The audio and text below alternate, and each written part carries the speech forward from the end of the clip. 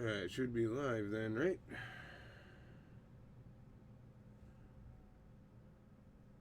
Doodaloo. Well, let's do this.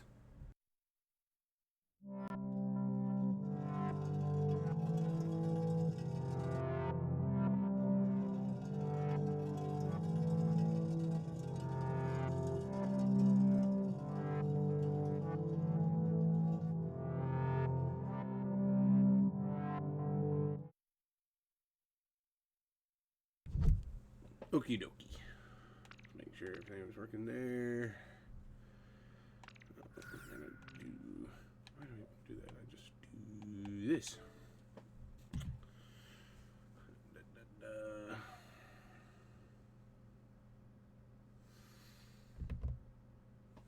Pull up that document. Okie doke.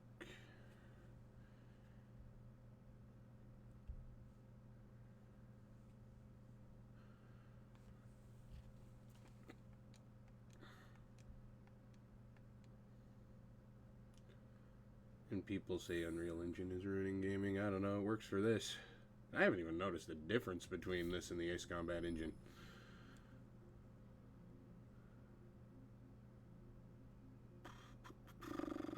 That's what I want to do. Brain is just not functioning right now. Free flight. There we are. This is basically Edwards Air Force Base, close enough to my hangar in the desert. Technically the same jurisdiction or whatever you want to call it. So, and I don't mean airspace, I specifically mean whoever oversees the base. Alright then. Let's see. Oh, my thingy is into the way. Well, let's see about, actually, move you over here, and you into there, ski, there we go, okie doke. This is important science we do. Okay, so, what do I have on there? Do I have any engine modifiers? Yes, I do. Okay. Guess I'll see the theme there. Select parts. Let's see, let's just remove everything. Because that is how you do a proper experiment. Remove all the variables. Or reduce them as much as you can. Oh my god. Okay. Okay, that's not going to affect anything, but still.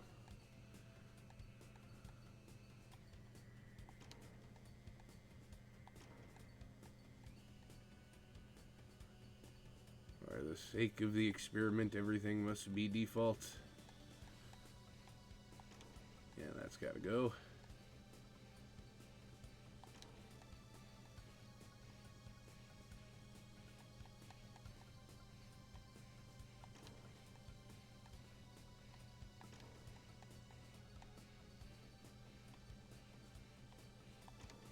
Alright. Absolutely stock. Okie dokie.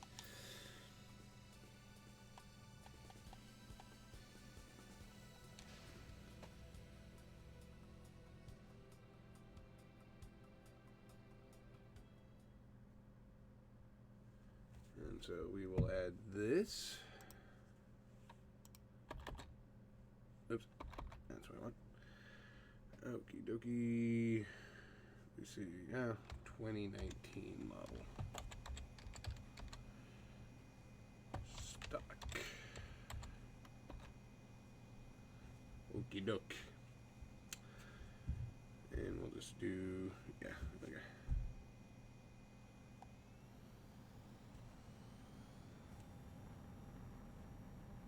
Oop. Alrighty then. There's Edwards Air Force Base. I know her well.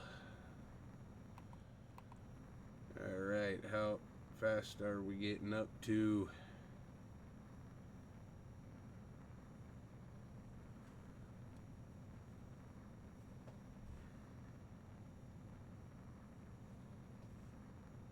Oh, that's significantly faster. Alright, so just right out the gate. Alright. But I'm gonna move you,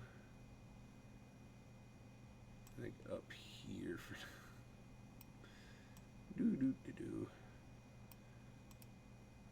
I like my egg thingy, but I don't know. That's the best idea. Alright, where am I on the friggin' map here? Okay.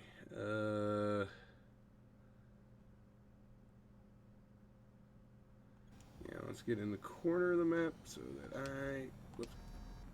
Still not used to these controls. Okay, there we go. Get in the corner of the map so I can get the longest distance.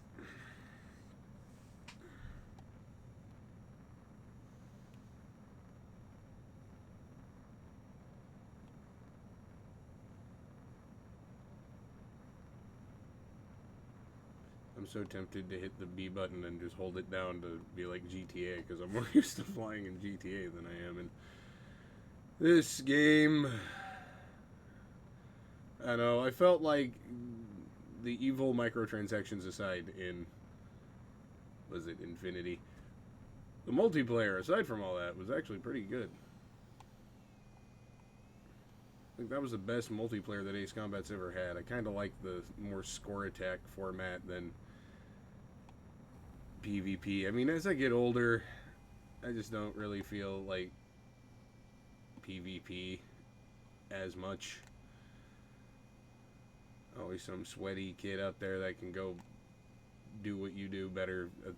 Whatever, you know what I mean. They can beat the game better. They can play the game better. God, I'm tired. It's 3 in the morning.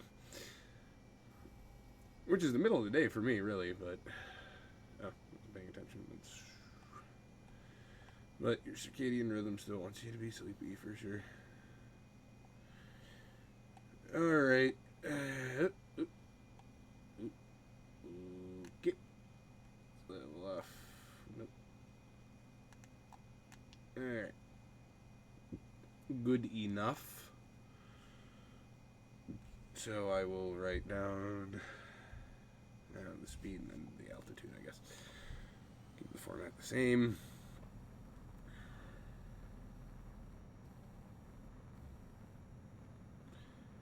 Alright. 5,000 feet. Our top speed will be...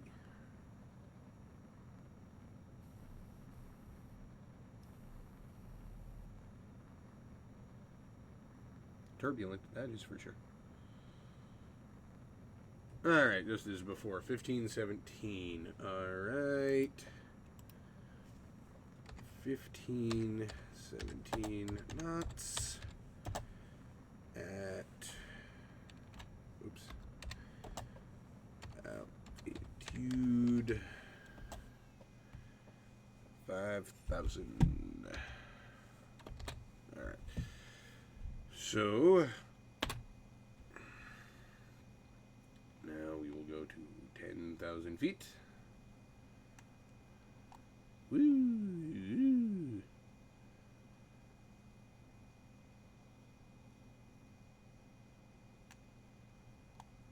Nope. Man, I'm so used to the one from Ace Combat 6 that takes forever to get leveled out, or at least change position. Orientation, that's the word I'm looking for. Alright, at least I'll be above the weather at this altitude. That's good. Alright. And away we go. Let's see, will this have a similar... Because these are different game engines, so I wonder if they'll have the same physics when it comes to this. Because as you'll see in my... video on Halloween, there's an interesting pattern I observed with the Ace Combat 6 engine, so let's see if this does the same thing.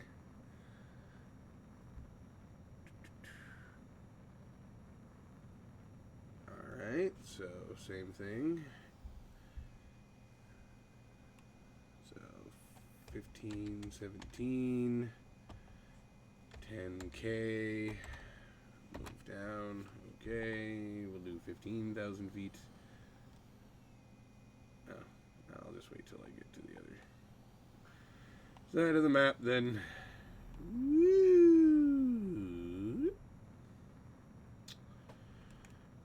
Do.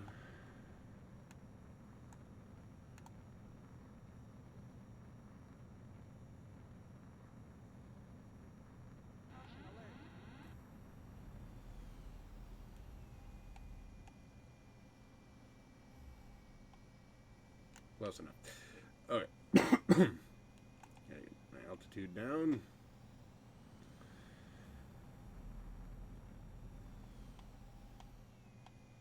Oh, overshot it.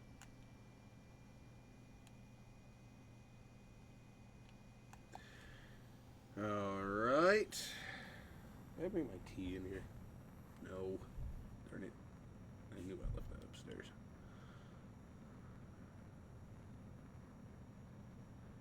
Okie dokie. I'm imagining we're gonna see at least a consistent top speed in, like, all the way through, unless the pattern repeats as it has. So again, 15, 17, 15K.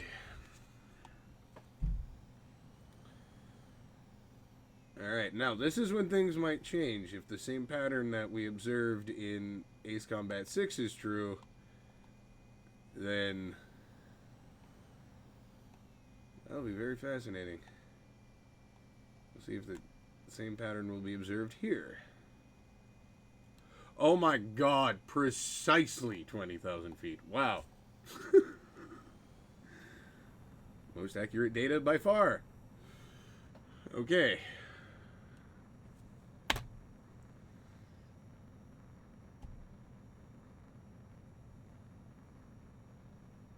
Fascinating that with Ace Combat 6, it gradually stopped accelerating when, approaching the top speed. Oh! The same pattern is observed. Look at that, 1544. Okay. We'll do that again.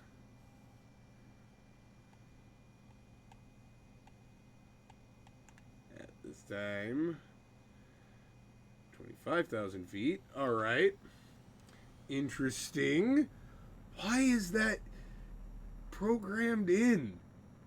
Such a minute detail that you would never notice.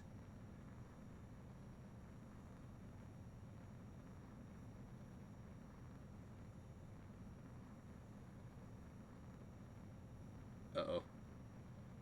I'm gonna run out of map here real quick. 1584. Okay, that works. Alright, let's turn around. Bring it around town, Mr. Krabs. Or Squidward, whatever. Alright, 1584. 25. Forgot to mark that one. 20K. Off to 30,000 feet. Now, I wonder if that weird little cork will be observed. Alright. Oop, oop, oop, oop, oop, oop, oop. Lower. Okay, whoop. I'm gonna shoot it. There we go. Close enough.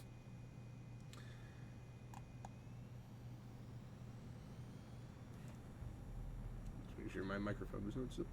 Okay.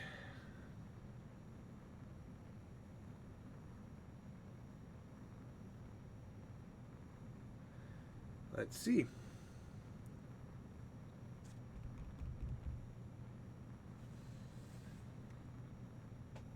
feel like Matt Pat. God, I miss the good old days of YouTube. 1622. Oh, that's interesting. 30K. All right. 35. Oop, overshot it.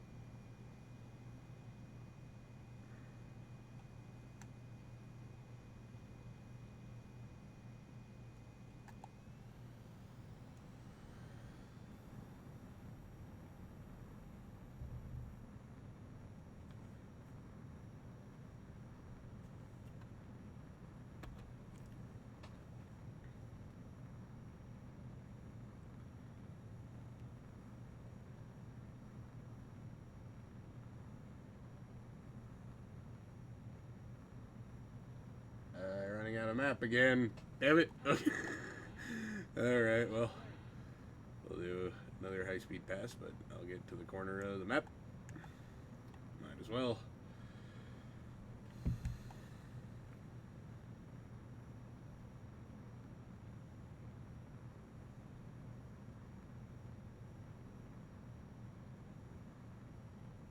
Man, how far off course did I go? There we are. There we are. Alright. Basically 45 degrees. Sure. Okay. Oh, this level makes me homesick. I miss the Mojave Desert so much.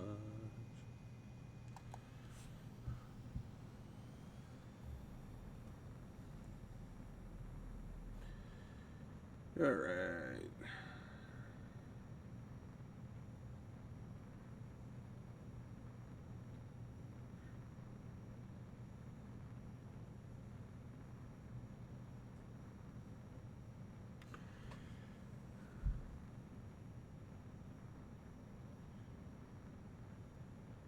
Let's see here. Where are we at? We were at 22 last time. Oh, that's interesting. Added some symmetry to it. Very pleasing to the eye.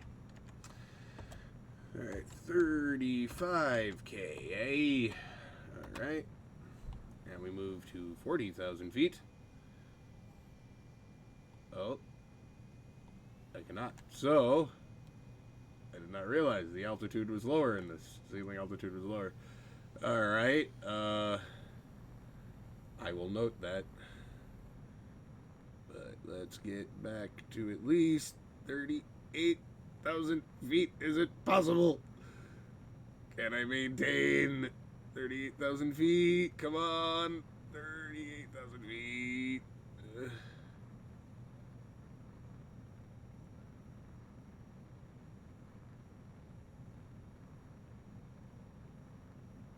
Oh yeah, I will say peak performance 37.5 thousand feet. 6, 9. Okay. 37.5K. And it was 16,669. All right. Okie dokie.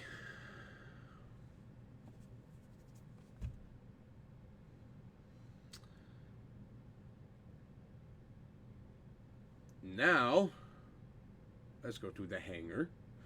And the upgrade her fully, yes. We will quit the mission, yes.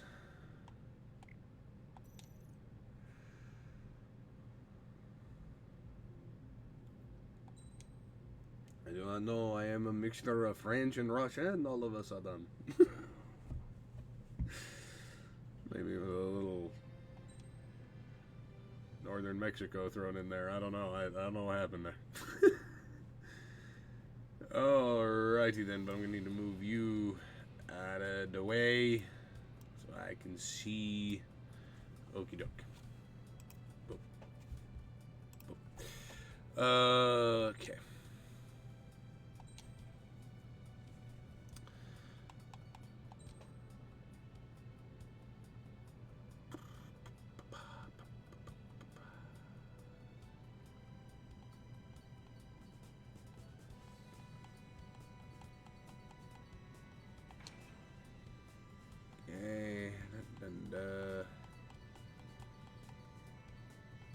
What we got here?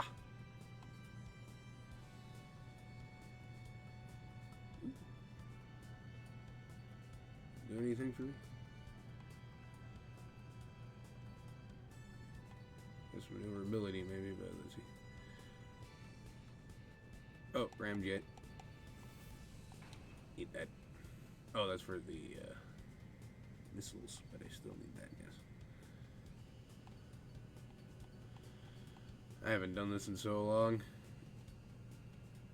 Oh yeah, I need that. Need that. Need that.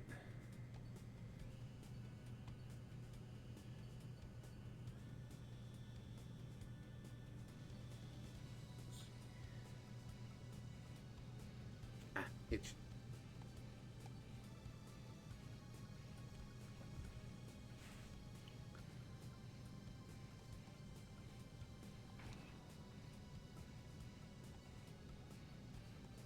Whoa. Yeah, it really does help with that, but let's see.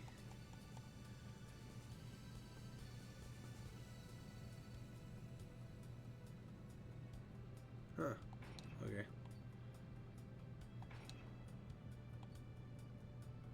I gotta remove a part because I want to see. Yeah, it's not important. How fast I can make this thing. Probably should have been paying more attention. Yeah, okay, that's what I'll do.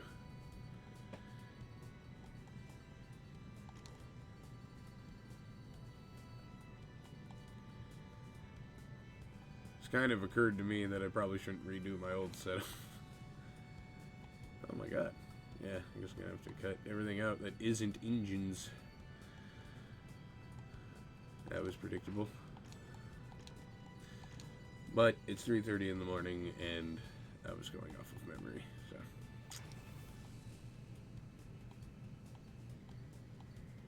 Because the mobility doesn't matter, it's the speed. Okay.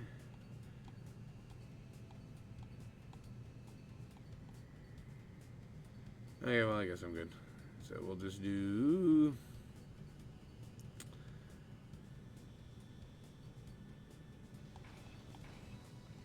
Alright.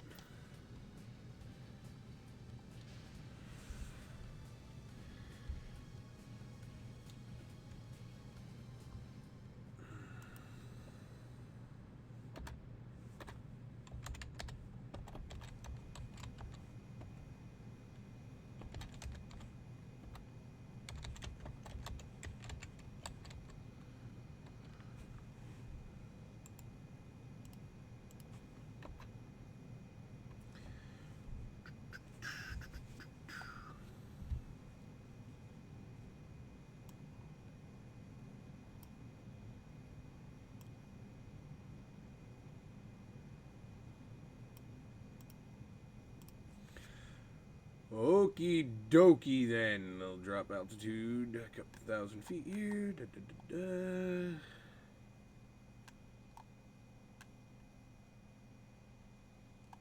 Yeah, a little bit more. It's not used to being able to be so precise in this. It's Combat 6, you can't be that precise. Alright, my top speed already significantly higher, I can tell, yeah. Oh my goodness, significantly higher. Holy cow! 1750. Alright, right off to a good start here.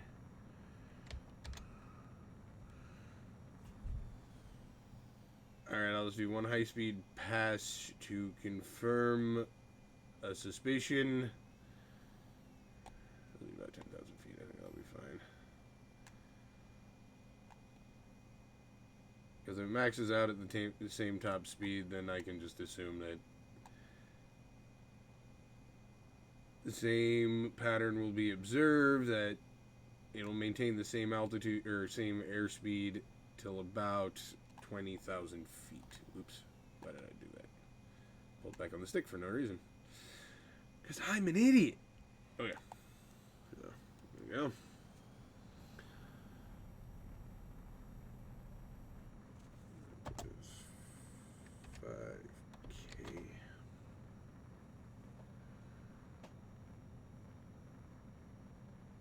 That was what, 1750? Yeah. Oh, sleepy's in my eye, make my eye itchy. Ah.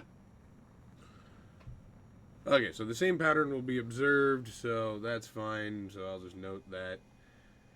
Alright, we'll turn around. 20,000 feet. Da, da, da. Almost there. Level off. Boom, boom.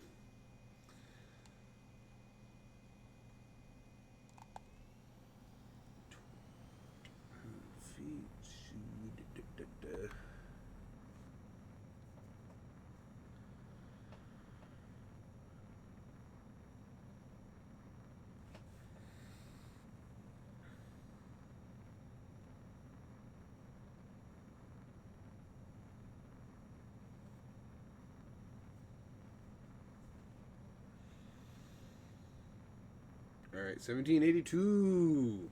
Dink, dink, doo, doo. And then we'll do,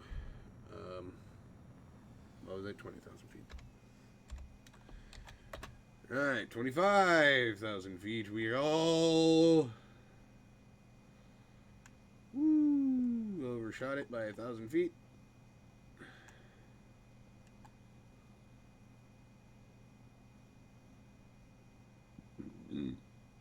Excuse me.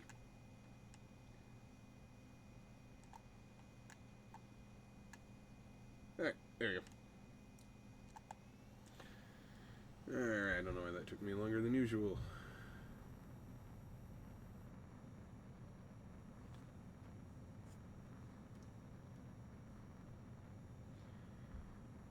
Ba ba ba ba ba ba da.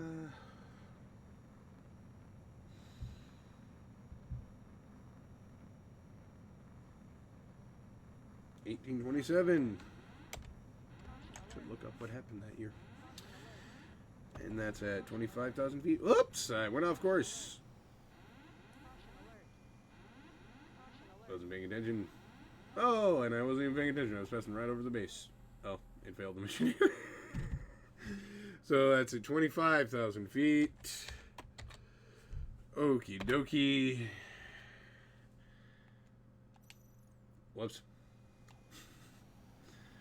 Alright, climb up to 30,000.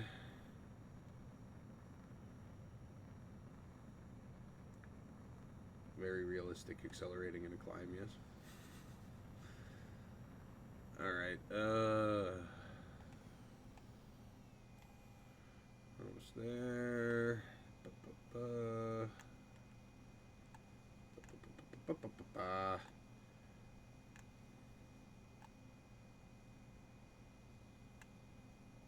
Alright, there you go. Alright.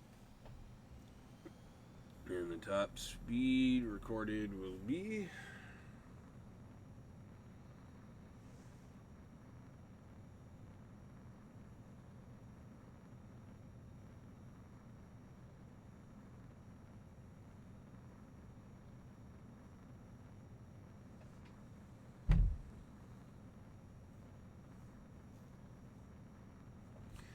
$18.72. Oh, that's interesting.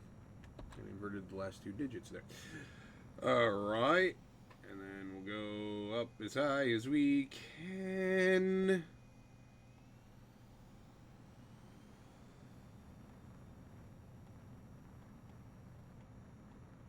Oh boy. Oh boy. Oh boy.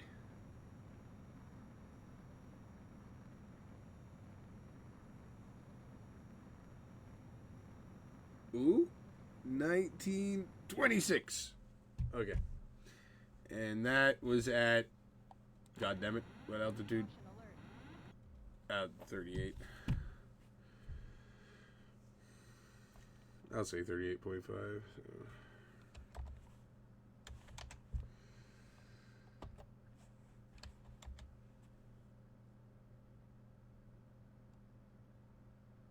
Oh crap! Wait a minute. I didn't document what altitude I was. Oops. All right. Well.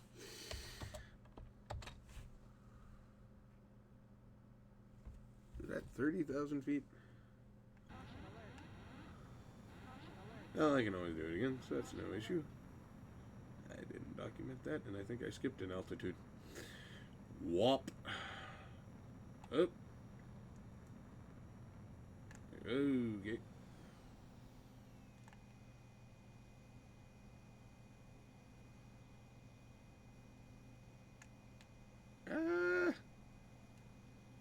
No. There we go. Alright. 5,000 feet. Do, do, do, do, do.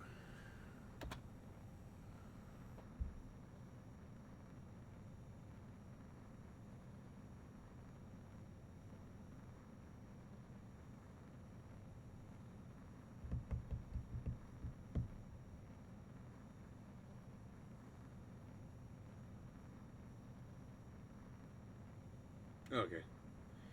1917. 19. Oh! That was not a good year. I mean, sort of was. At when the war was over, but bad things happen that year, that's for sure.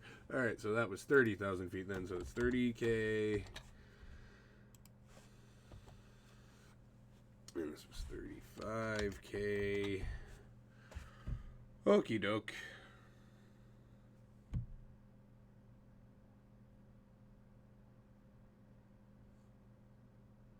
That was my research. Thought that would take longer. It's only taken me 32 minutes. Oh, I forgot to see, though. What were the conditions on this map? Just so I can sound extra smart as if it matters.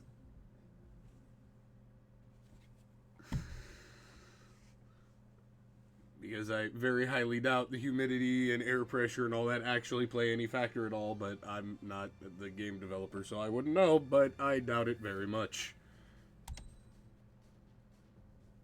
Oh. No briefing? Come on now.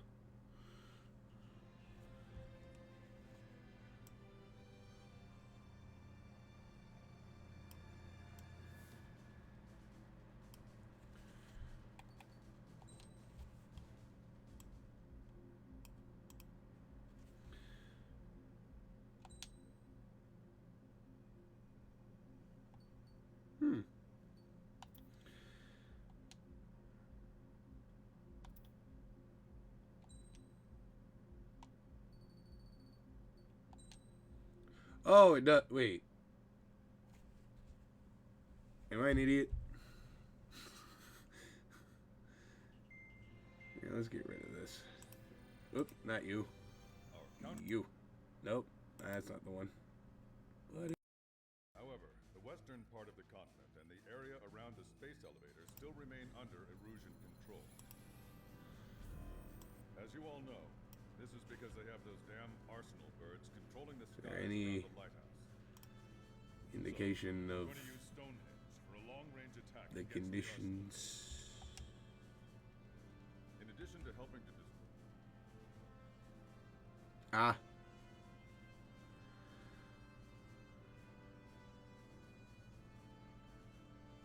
Let's see. Oh. Maybe not.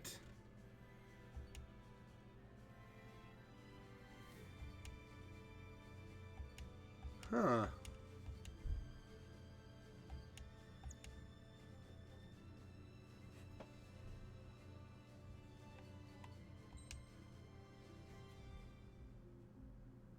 Yeah.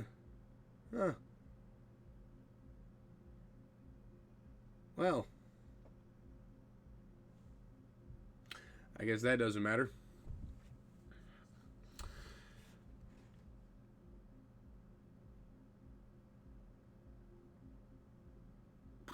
I guess I could see.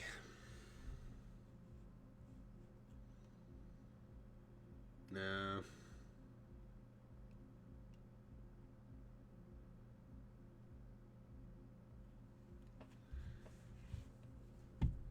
I guess that's...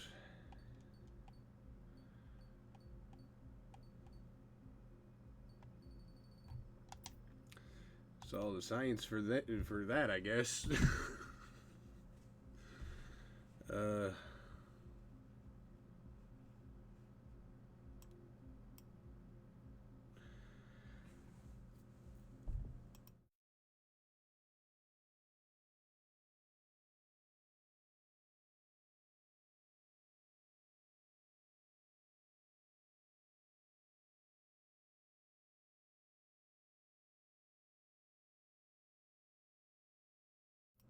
Oh, yes, I do. Man, it took me forever to find that. Yes, my room is a disaster.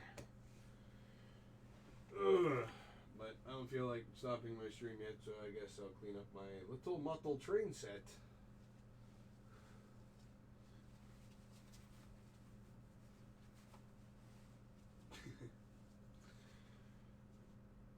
Let's see.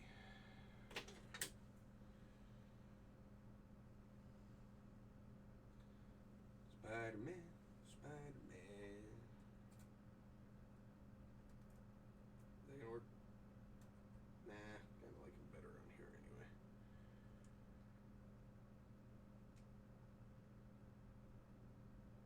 Do it right. Just let you turn it on. Bada bing, bada boom. Ha. Pendulum Man.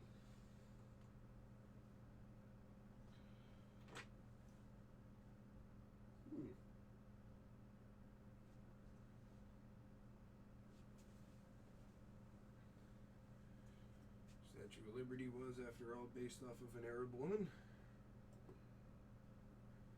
So it has kind of that Egyptian-y feel to it, I guess. Then that looks up the flag. That should kind of go there, I guess. Mocking American imperialism, yes.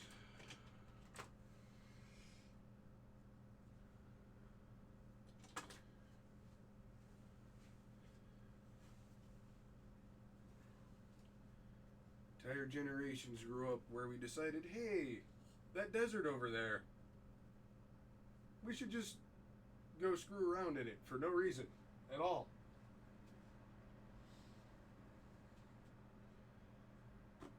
Well, airplane can go at the airport. There we go. And the tank, I guess. The meteor can go over there, and the tank can go there.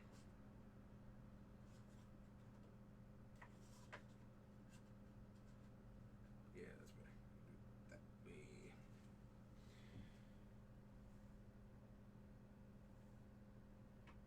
Cannon, I guess. I don't know, maybe it goes back here. Facing up to sea, yes. Ooh. Oil. Well, the reason we conquer in the first place, even though we have plenty of it in this country.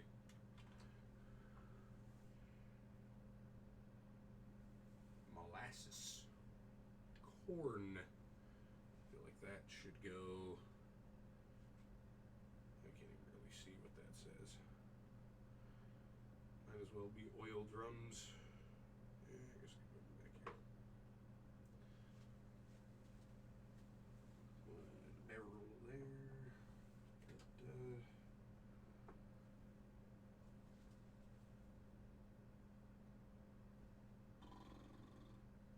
Yeah, maybe over there.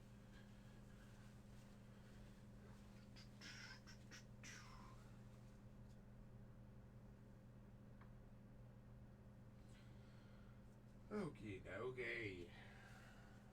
Oh, another oil drum. Actually says oil on it.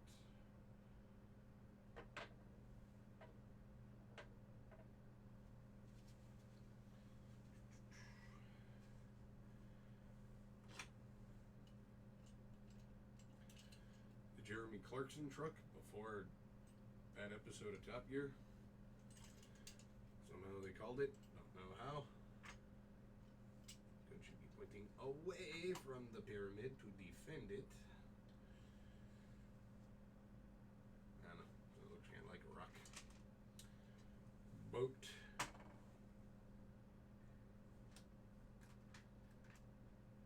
dragon's teeth, I think, are what these are called.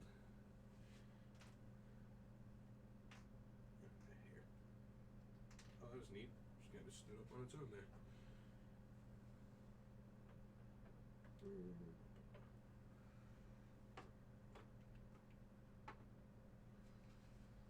Oh, actually, yeah, let's do that instead, and then that.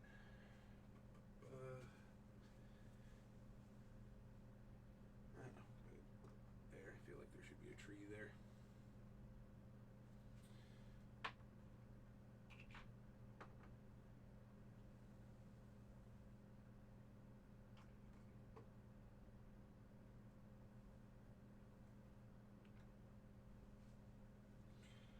Da, da, da.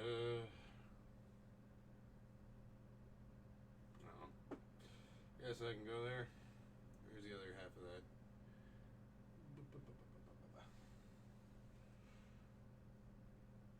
Oh, everything's not here.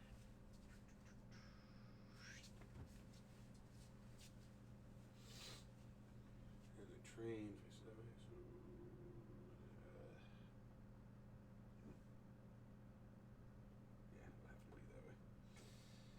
All right. These full row houses.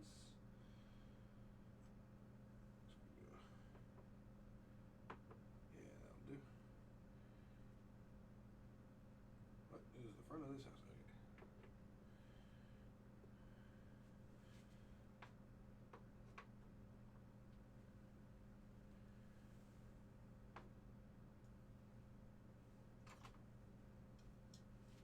I don't know. Sure, why not?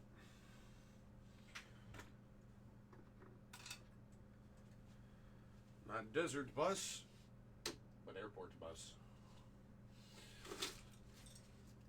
I imagine that would be a more frustrating game.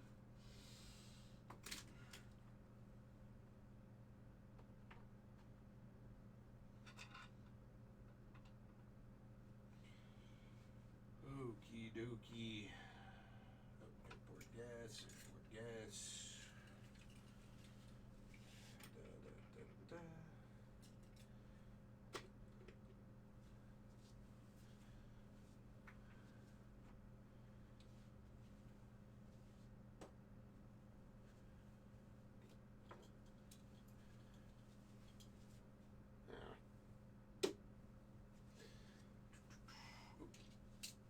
Airport fire trucks.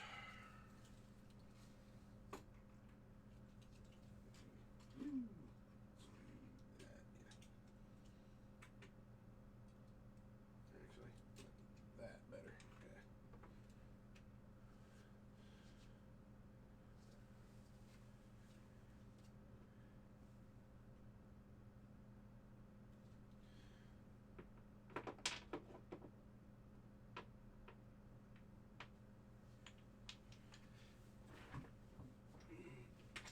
Okay. Oh, that goes. Oh no, it doesn't. Never mind. Flour. I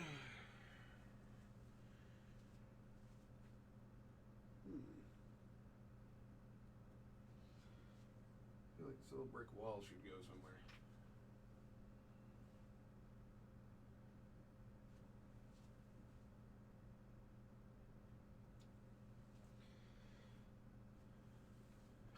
Oh yeah, from the Tom. Oh, is that what that was from? Yeah, Thomas the Tank Engine spin-off thing with the boats. That was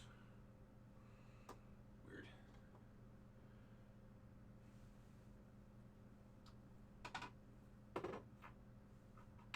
Oh, you.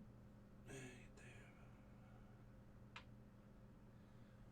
Oh boy. And then come Thanksgiving, I tear this down and put in the Christmas village. It's always the most fun part, though, is putting it all together. Especially designing the track layout. This one didn't work out so well, so I'm glad to be able to redo it after I'm done here. A fat controller. put that emphasis, you could be the fat controller or the fat controller.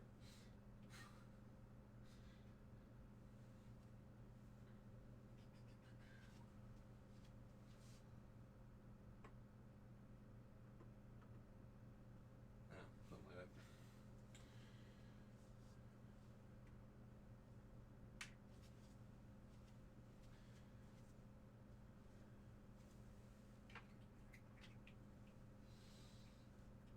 Do.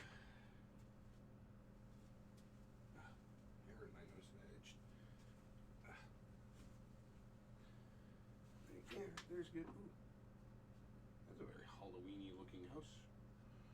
I feel like they should be facing that way, so I'll put you on that bit of road there. There you go.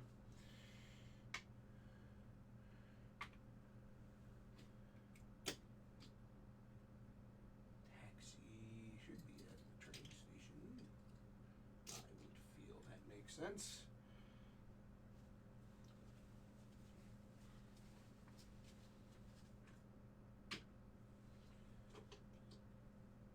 I'm going to put that there. That there. And let's just do this. This can just be the taxiway.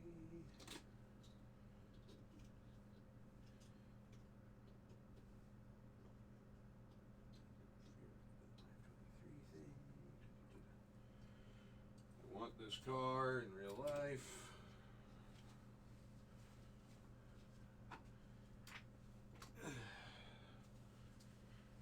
Car made out of an old P40, that would be sick.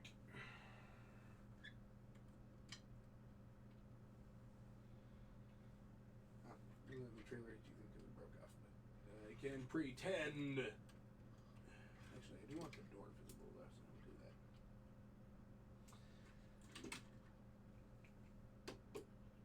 There, I'm doing some kind of search and rescue exercise, I guess. I don't know.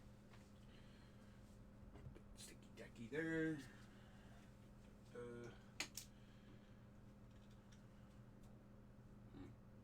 Guess maybe I don't need them this time around.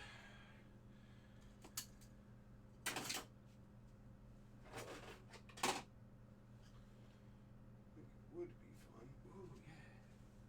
Would this fit? Barely fit. Yes, I know. Darn. Would be fun to add. Oh, you know what? If it fit here. Oh, that's where it'll go. There we go. Fun little volcano.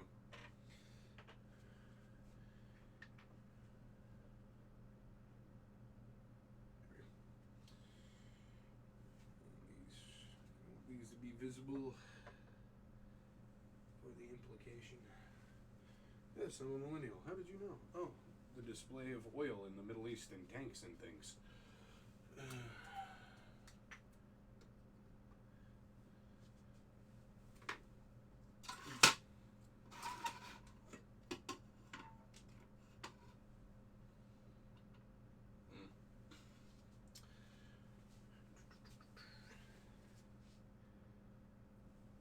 Fencing.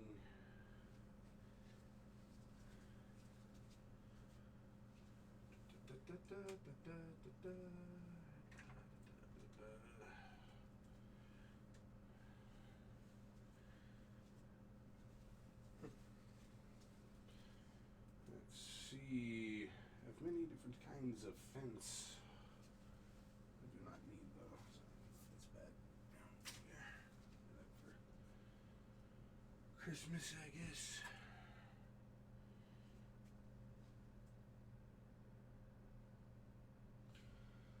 Alright, well. Actually.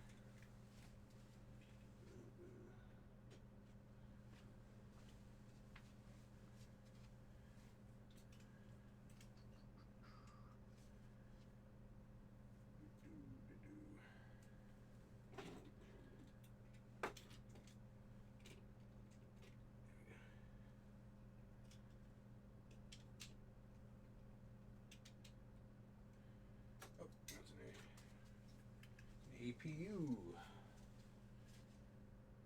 That should go with fuel trucks. Go over here, I guess.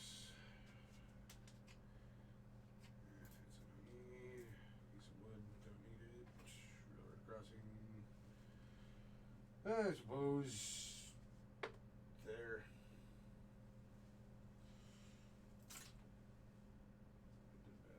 Let's go with that boat. There.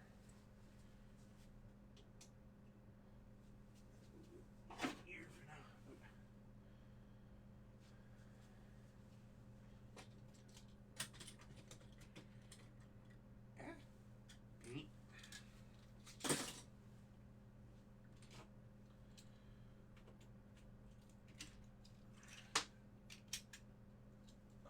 What did I knock over? Of course. Oh yeah, that stupid thing. I can just go over there. Alright, good enough.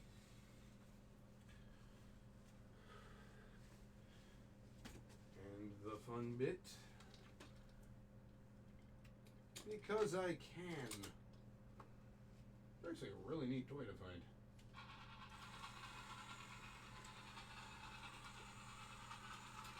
A little remote controlled train that actually works on Brio track. That is so cool.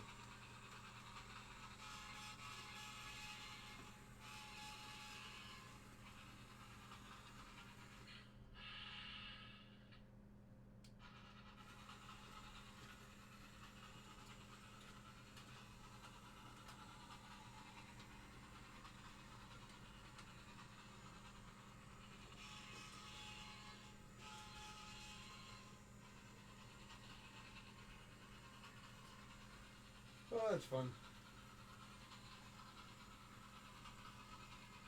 Guess I should get to work on my video now.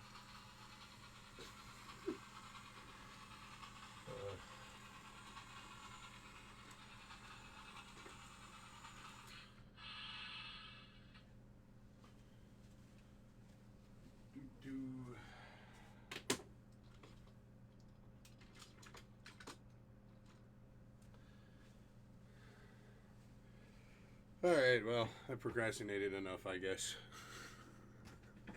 Just get to work on my video. Yes, my room's a mess. I gotta clean this up, too. Oh, got a lot to do. Work on my video, clean up my room.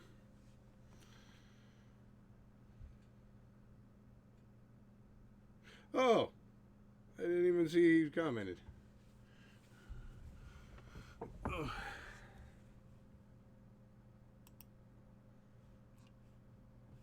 Let's go over to my video. Because I didn't even have it running.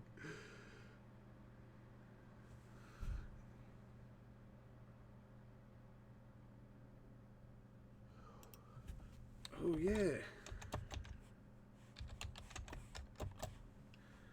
I do have that planned, actually.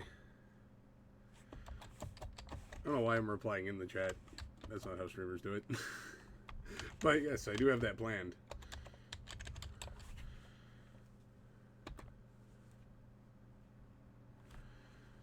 I actually have Skycrawler set up in my other room. Or did I move the Wii in here? No, it's still set up in the other room there. Okay.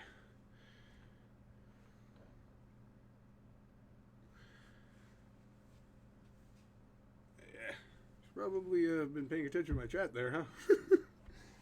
But yeah, no, I do have a whole bunch of videos planned on more than just the typical stuff you've seen from me so far. I mean, it'll still be the same Hangar 412 stuff, but I do have some other stuff planned, and then I have a really big project that's going to be a whole series of videos that I'm working on. Oh, is this all messed up? No, okay, sorry. Just looking in the stream thing in the video, and it made it look like it was messed up. Anyway, yeah, I do have some Skycrawlers videos planned. I was actually going around looking everywhere for some 3D models of the planes from those games, or that game at least. Is there more than one? I think there's only one, right? But anyway, I went around looking for some models, could only really find a handful, and of all places, on Simple Planes. Simple Planes is great if you're looking for airplane models. I don't know why. I think, was it they have a spin-off, Simple Rockets, but it doesn't have the download the 3D printable model option for some reason, which is really stupid. Because that would have made my life finding, and like, I am not joking. It has been frustrating as hell to find an X33 3D model. My God. But I have that. So I'm good now. But man, that was hard to find. But yeah, I have a bunch of really big projects planned. Also, since Halo's big and there's going to be a big reboot coming, I have a pretty big Halo video planned that I've been working on for a while too. If you're a what is that show? Mayday Air Disaster or Seconds from Disaster fan, then keep your eyes peeled for that on my channel. I was a huge Seconds from Disaster. I can't talk. Seconds from Disaster fan growing up. I always loved the little countdown and just the presentation of it all. And the dude with the deep baritone, gravelly voice made it sound so serious. 3:59 p.m. The space shuttle is ready for blastoff. I love that. And I still think the Seconds from Disaster episode where they did the Columbia disaster, even the Challenger disaster, I think those are the best documentaries on those disasters that I've seen. And I'd say the one on the ICE train, that one's pretty good too.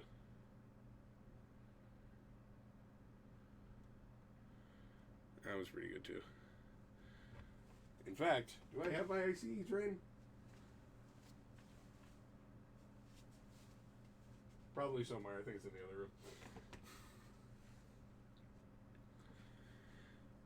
But I guess since someone stopped by, I guess I can keep the stream going while I tidy up a bit.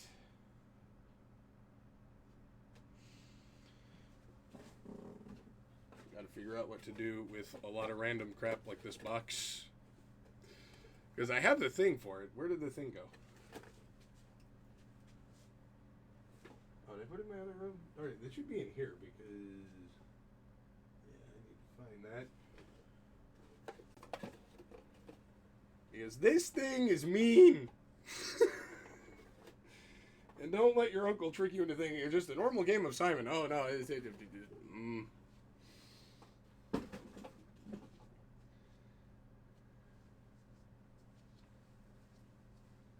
Yeah, what'd I do with that thing? Oh. Oop, this needs you. Oop.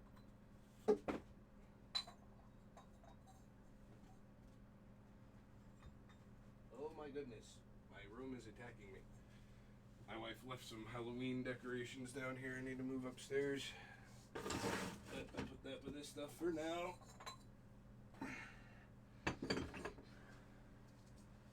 But I have some massive videos planned in the future. Not only just series of videos, but also absolutely little mini movies, I guess. Little short films that I'm planning. Congratulations, they're Master Shake here now. Border Patrol, I guess. Since that hat refuses to stay anywhere else.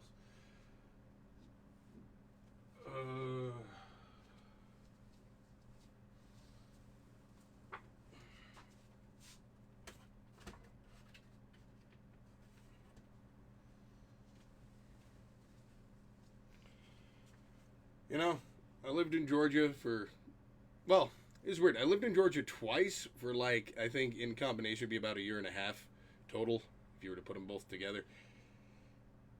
And I did see the space shuttle launch one time from there, but I never did go that extra like hour and a half, 2 hours south. I know Jacksonville, I guess, was about an hour south, so how far south is Cocoa Beach from there? I imagine it's about another hour and a half from there. I don't know. But I should have gone. Never did.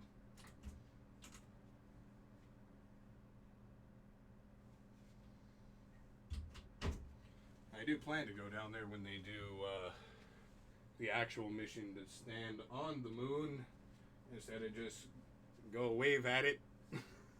Hi, moon. I'm the moon. Hey, Jupiter. I'm the moon. I think I'm going to be sick.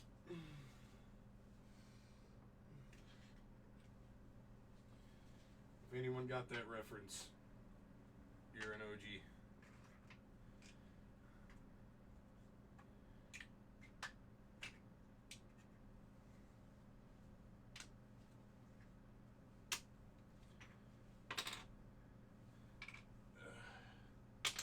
Oh,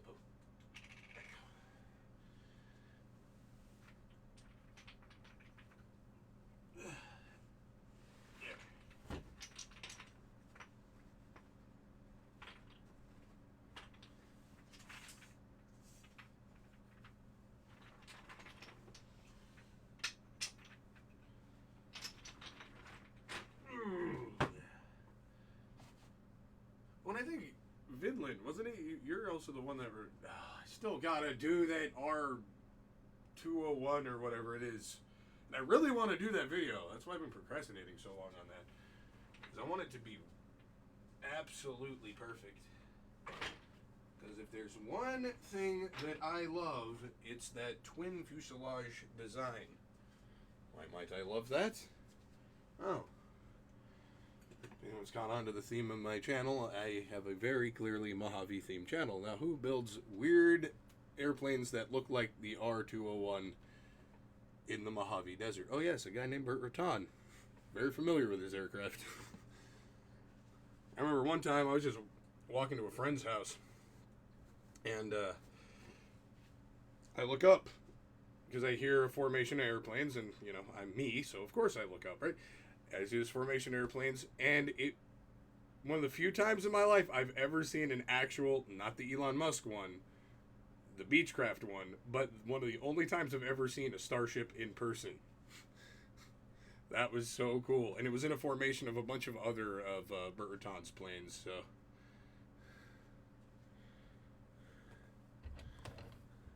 oh, hey, you replied again.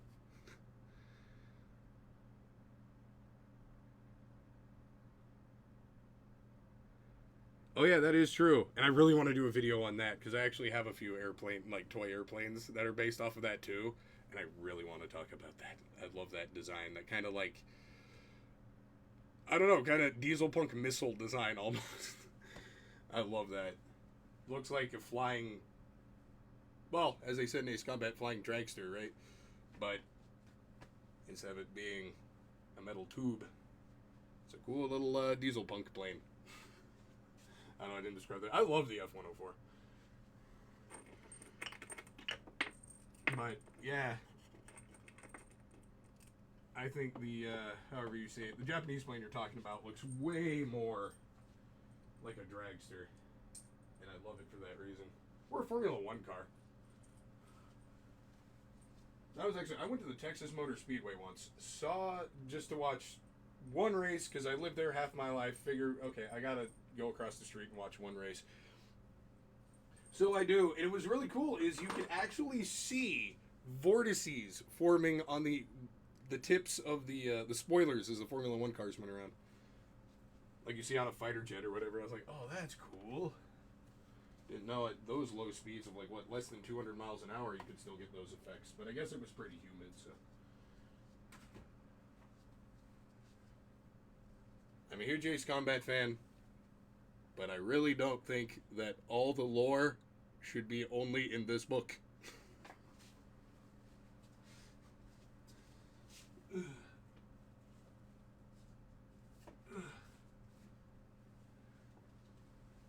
But I won Ace Combat Fans Contest, so I got the book, so I got lucky. But ooh. Oh yeah, that's right. Skycrawlers is based off of a manga, or I know there's an anime, so it's got to be based off a manga, right? I don't know. I was confused by the movie. I enjoyed the movie, but I was confused.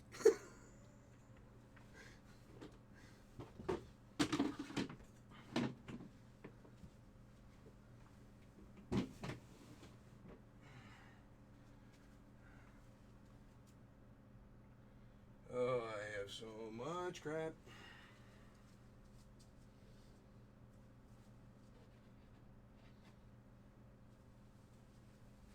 Whoop, falling on my face.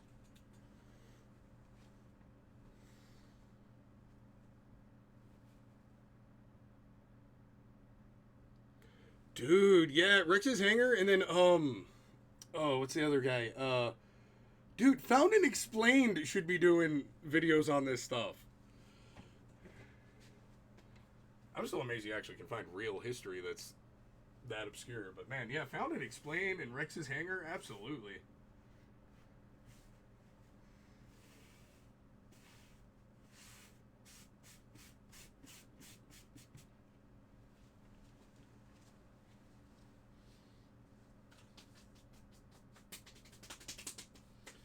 Whew.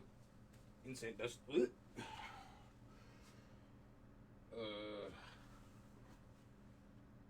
Okay, Howard the Duck. That's got to go somewhere. That's got to go in a place of honor. Probably in my 90s room.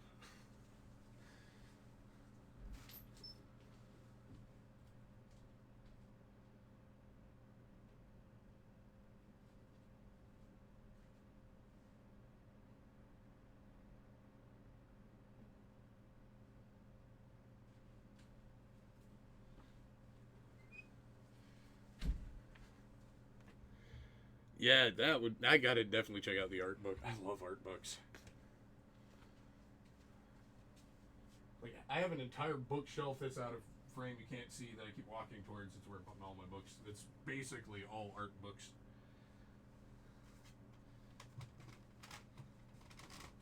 All right, let's see. Sims stuff. Is that Sims? No. Sims. That's Roller Coaster Tycoon. Sims.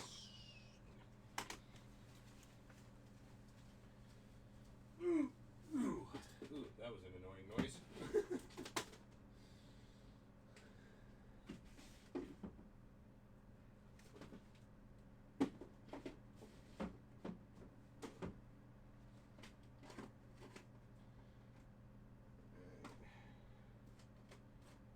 Oh, Matt. Don't you attack me.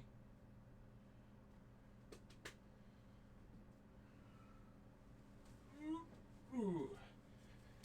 No one told me turning 30 was like turning 30,000.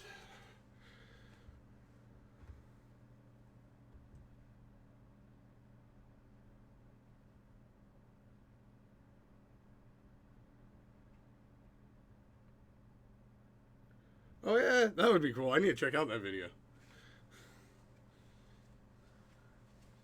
That sounds fun. Yeah, Roller Coaster Tycoon should probably go to get. Woo! Don't attack me, Disc. Okay, that'll go together.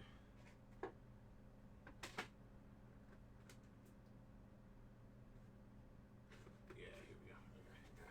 All the Roller Coaster Tycoon names go together right there.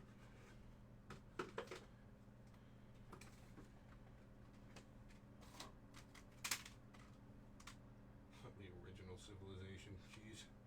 That's old.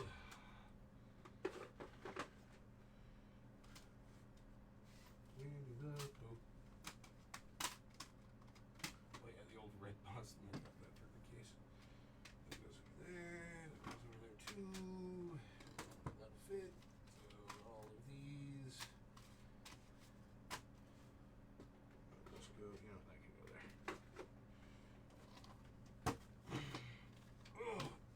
Okay. Okie dokie.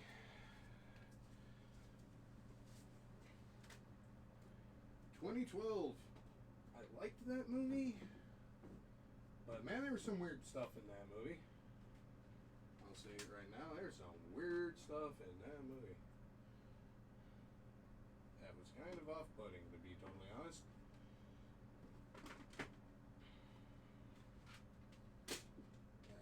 That. Go. Ooh. Ooh. Whew. Stood up too fast. Now I'm dizzy. Okay.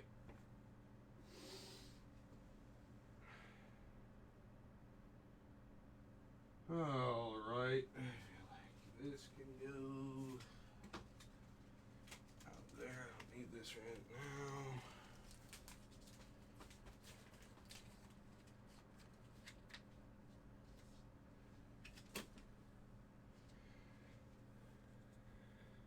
Yeah, definitely want to do videos on not just Skycrawlers, but Crimson Skies too. I'm working on some of those too. I know, what was that? I've only run across his channel like once or twice. He doesn't seem to upload very often, but there was a guy that did really high quality videos on some Crimson Skies planes. Hair out of my face. Better than I can do.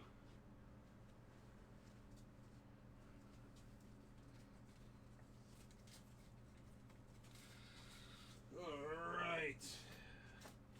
Cables and crap galore, dear lord. If you were actually to see my cable game, I'd be laughed off the internet.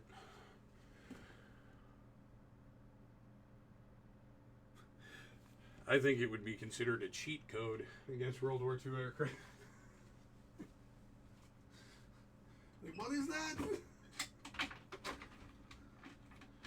It's the bonus airplane you unlock at the end of the war. Why? You guys don't have one?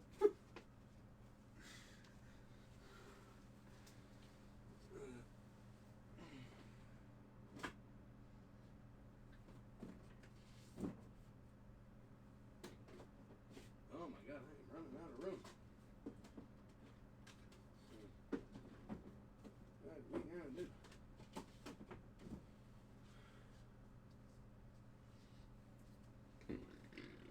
Oh, excuse me. All right.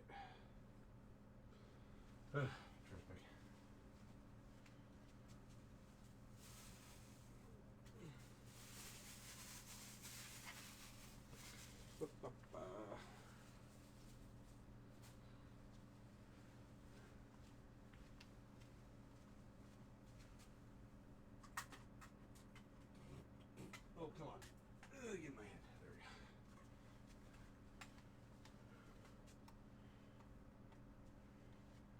go. Oops. The neat little coasters I got at a thrift store near here that look like gauges on an airplane. Well, and they got the same little thing for your car, I guess. That's cool. Gives you a compass, temperature, and then I guess humidity, which I guess is important. If you're flying a plane, yes, but I doubt if you're in a car.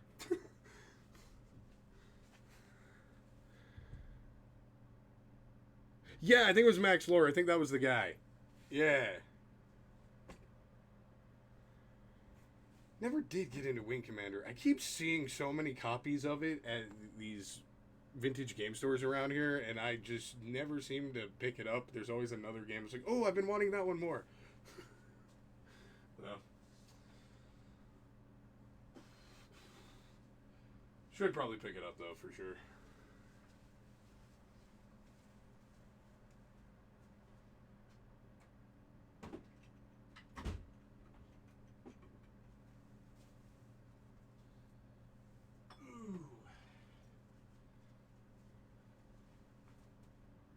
Should I put my desert plants? Look here. It's fine, it kind of blends in. It's not visible. Okay. And my cacti is. A little cacti could go over here.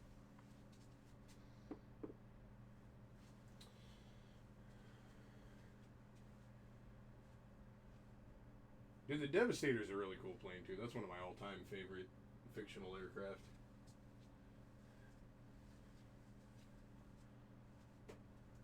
My favorite song is, was it Airship Pirates by Ebony Park? So, is it a shocker?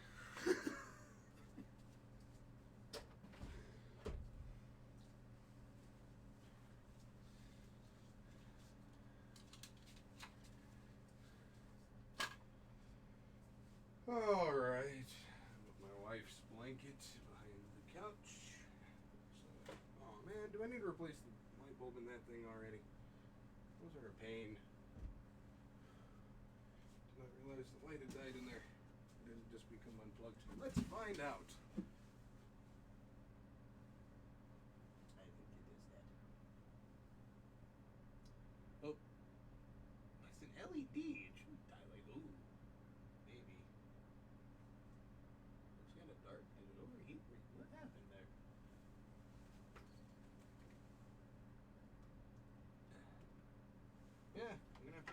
both. Darn.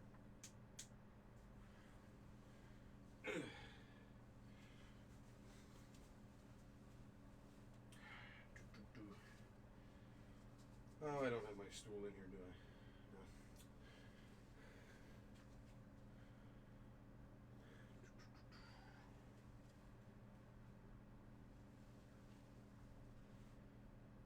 No. Yeah, I think I fell in love with the Devastator long before I fell in, which is weird because I was introduced to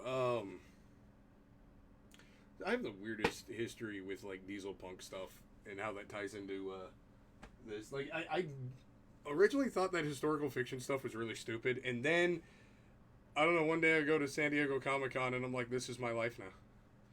This is my life. I like steampunk. I like diesel punk. I like all this alternate history stuff, and so originally I fell in love with the.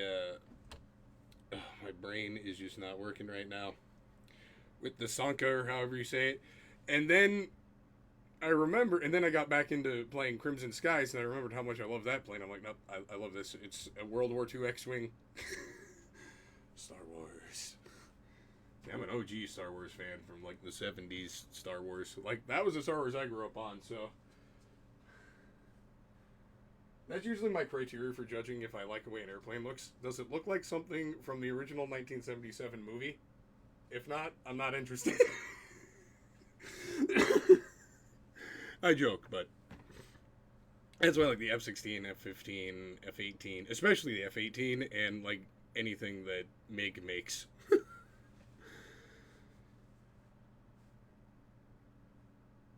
Oh yeah, I have Blazing Angels. I played through that a couple times. I use that to get some footage in some older videos. I love that game. Very underrated. I don't know why. It's so weird to me. I was watching this one video long time ago, really long time ago, and apparently there was some drama with this YouTuber, but I don't remember what it was. But this guy put up a video where he was criticizing the movie Planes, and then he brought up something interesting that I noticed recently too, where he mentioned, like, does anyone go and buy a toy plane? No, they always buy a toy car or a toy train. And I'm like, oh, that's weird, because I used to go to Walmart and specifically to buy the little Maisto, or however you say it, little models that come with a little stand of like various airplanes. They even had some that had the markings of specific aircraft from my hometown. And so I would, of course, buy those up. And then somewhere along the line, it became the only place you can get that stuff is like Meyer now, and not even Maisto. It's like Matchbox is the only people that make toy airplanes anymore. And so how that ties into this is, it's weird how a lot of these airplane franchises just go completely underrated. I don't get that at all. Oh yeah, I need to go back and watch that video again. Do some research of my own. Oh yeah, Tomcat and the Flanker, absolutely, absolutely. You know, fun fact, you probably won't believe me, but fun fact, I went to this church in Texas, and just one of the guys I happened to know there, it was a small church, so it's basically, we weren't all like friends, I'd say acquaintances, but one of the guys I knew there was actually an instructor from Top Gun. He was like a real, like the real Maverick. He flew for Delta when I knew him, but he was an old F-14 pilot that taught at Top Gun. I'm like, that's so cool. I'm so happy to have known that guy. Like, what a story. I am the real Maverick. Tom Cruise wishes he was me. Like, that's so cool.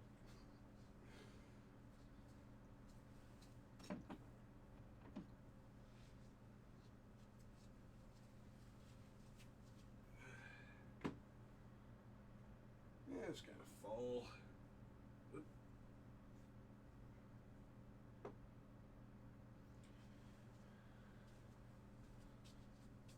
Throw that away. Yeah, I thought it was, obviously, I thought it was pretty cool too. But yeah, thanks. No, I see, what I appreciate is, how do I put it? Because I don't want to make it sound like I want to talk about me or making this about me, but one of the things in my life that I really appreciate is that I've had the chance to meet a lot of historical figures and be around a lot of historical things. And so I feel like kind of like when you're introduced to the Doctor in the reboot of Doctor Who back in like 2005, where you have this crazy guy and he has this sketchbook full of pictures of the Doctor in various time periods and historical events, and I'm like, I feel like that's me. I mean, just ended up in a lot of weird places as history was happening. Like, oh, what's happening today? Oh, that. Oh.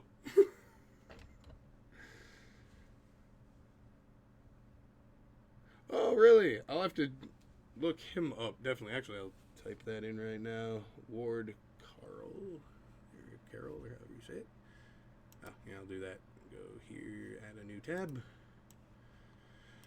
As more research, or more avenues for research, more sources are always good.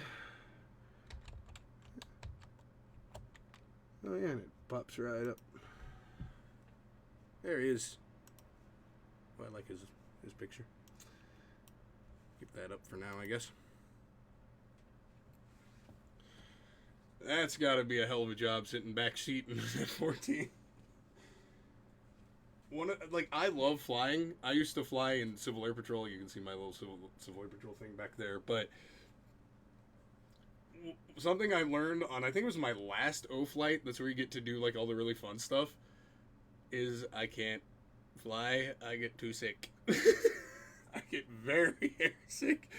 I remember one time I was flying with my mom too, and she wasn't very good, so she was porpoising a lot. I mean, she was new.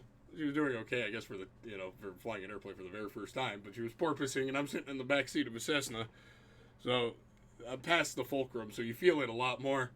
And as soon as we land, and we pull like off the runway and we park the plane, I open the door, spew. And everyone at the airport runs up to me with like a glass of water, like, are you okay? I'm like, no. Okay. I ended up laying down in the terminal for like, oh god, it was like an hour and a half, 2 hours. I had such a headache. I was not looking forward to the flight home. Oh, that was rough.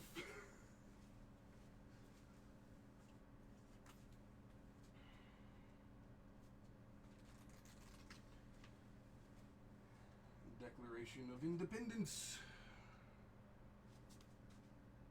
Where should you go? I guess with the immigration stuff, sure.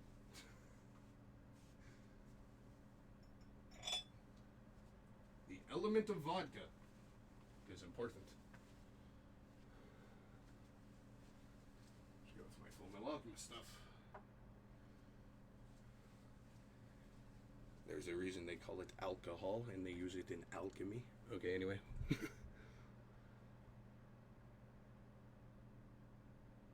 Oh, yeah. Dude, I gotta get into doing more mods with my stuff.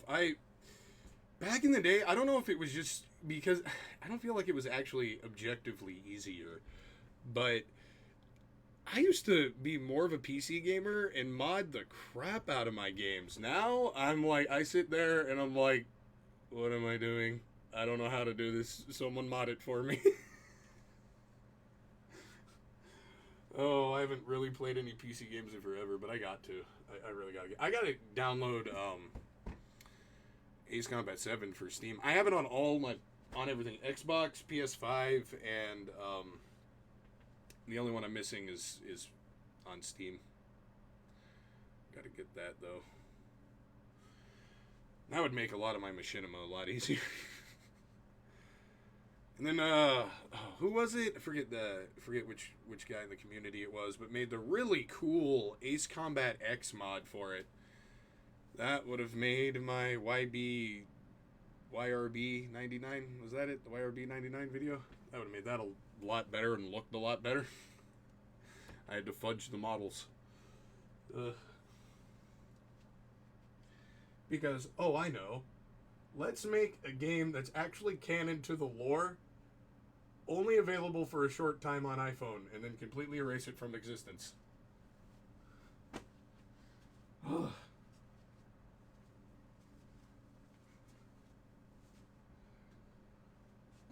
my rant. I'm done now.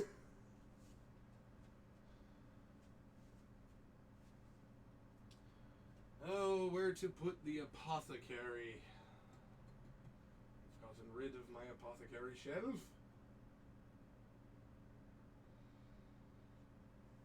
Give that to my wife. She has it upstairs.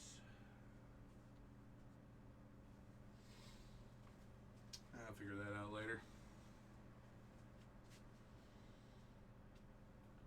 Yeah, my full metal alchemist shelf is pretty full. So is my shrine to science.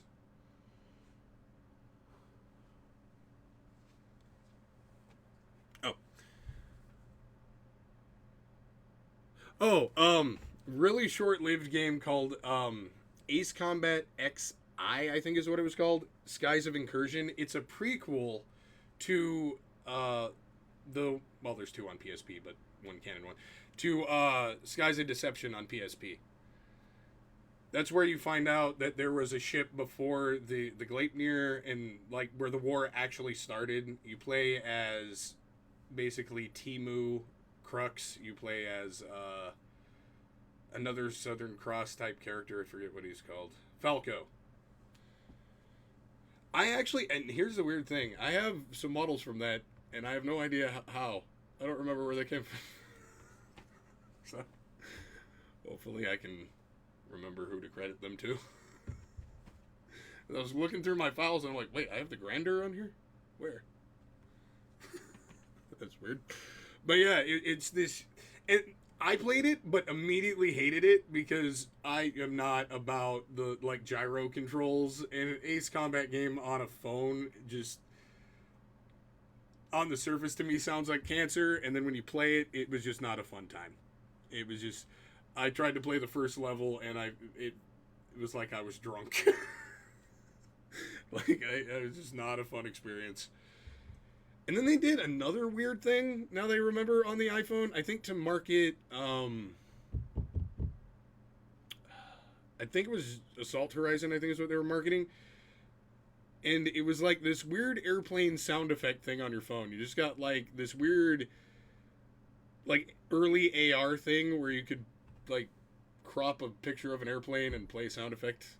If I remember, something really simple and stupid like that for some reason. I don't know what that was about.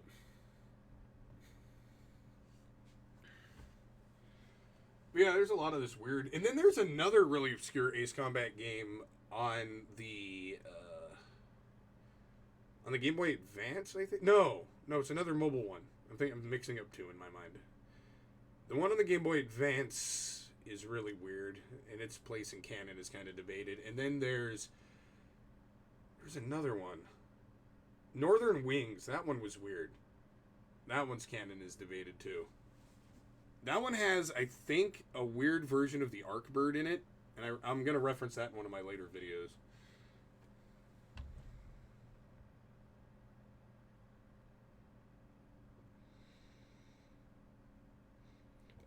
Ace Combat's equivalent of Operation Paperclip. Yes, as my channel grows, I'm deliberately making more and more references to that, because that is basically, I noticed, a central theme to a lot of the Ace Combat games, or at least an underlying thing. Because as I was doing research on the Nosferatu, we find that, oh yes, Belkan scientists were involved in that. It's like, oh, this sounds familiar. German scientists were involved, which obviously we know who the Belkans are supposed to be. And so the German scientists were involved in a lot of projects after the war. They were, Wernher von Braun, for example. He was a big one, got us to the moon. Let's just forget everything else he did. So, the Ace Combat is pretty big on Operation Paperclip, and it seems like the underlying message is that it was a bad idea. That's the vibe I get. Is like, because in Ace Combat 7, they specifically mentioned, too, that Belkans scattered across the world and decided to just start wars everywhere because they were angry about losing theirs. So, like, hey, I have a stick up my butt. I'm just going to make everyone else fight, because screw you. But, yeah, it seems like, because that pops up a lot, where Belkin scientists were involved in the Agaion program in Ace Combat 6. They're involved in basically all the underlying stuff in Ace Combat 5 and Ace Combat 7. So, yeah, I feel like the underlying message is don't invite Belkins into your government.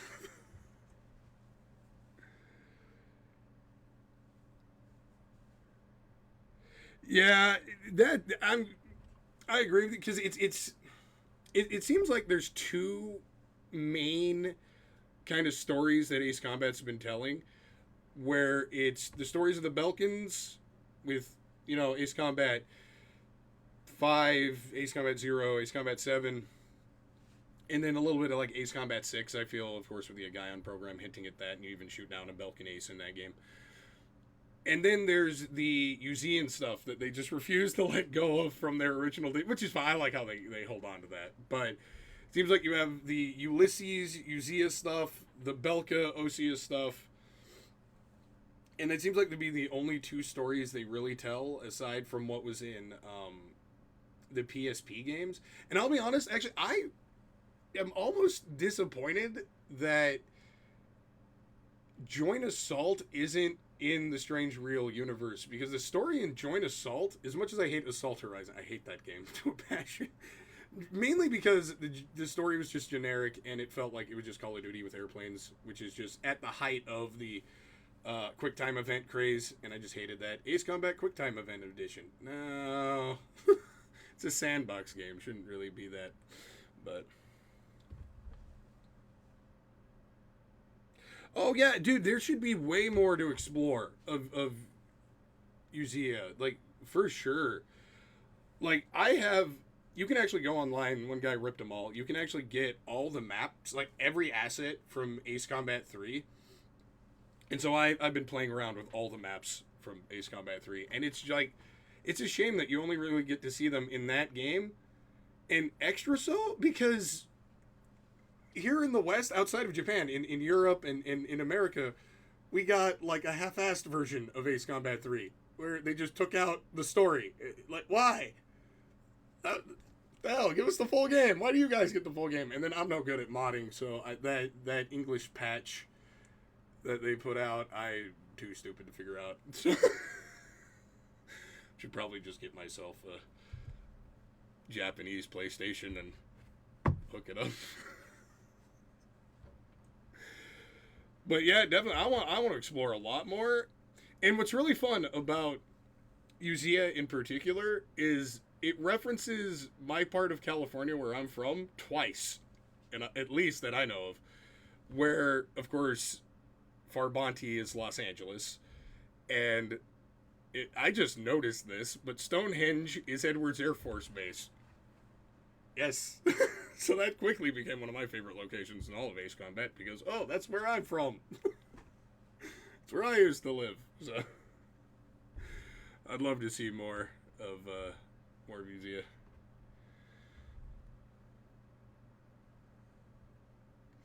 Yeah, you know what? I would actually like to see. I know this is a big, like, this will never happen. Everyone's talked about this remasters and all that. But that would be one Ace Combat game I wish got a second chance, because that is I like the world and I like the airplanes. I mean, there's a lot of really unique planes in that game you don't get to fly in any other game that aren't even like the Mark II versions of like real planes that they put in.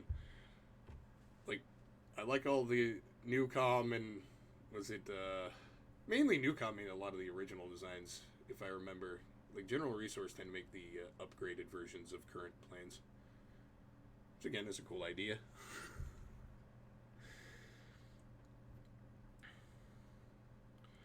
But yeah, we should definitely. I would love to explore more of Uzia. But anyway, going back to the Ace Combat Joint Assault really quick, though, because let me finish that thought before I lose it completely. But Ace Combat Joint Assault, I really, really liked the story in that game.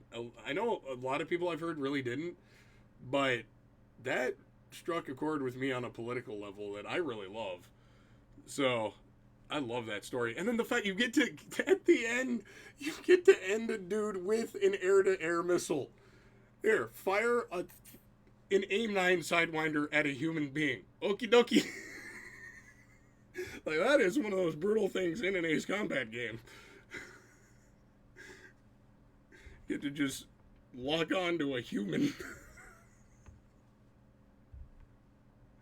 I guess you get to do that in Ace Combat X as well, where you lock onto the people with the man pads and like shoulder-mounted SAMs in the jungle. But man, shooting at someone in San Francisco seems a bit more visceral than that. Just walking out of his hotel. There should be an Ace Combat movie, I swear. Oh yeah. Ooh, you could do like a Soviet cyberpunk type thing. That would be a neat aesthetic. Ooh, that would be neat. Harken back to like, and since you know nostalgia is really big, 80s, 90s nostalgia is really big. It's been big for the last 15 years. You can make that work. You can make that work. I would love to see more. I was mad. That it was like, oh, we're going to Sinnergrad. Yeah, we're going to see the Uktabani capital city. Oh, by the way, no, you're going to get betrayed before you see that. And now we're going to go fight Belkans. Yeah.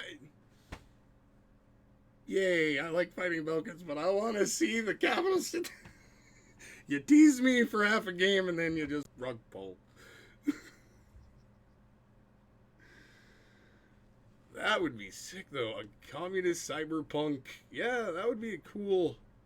That would be cool. Oh, that would be neat.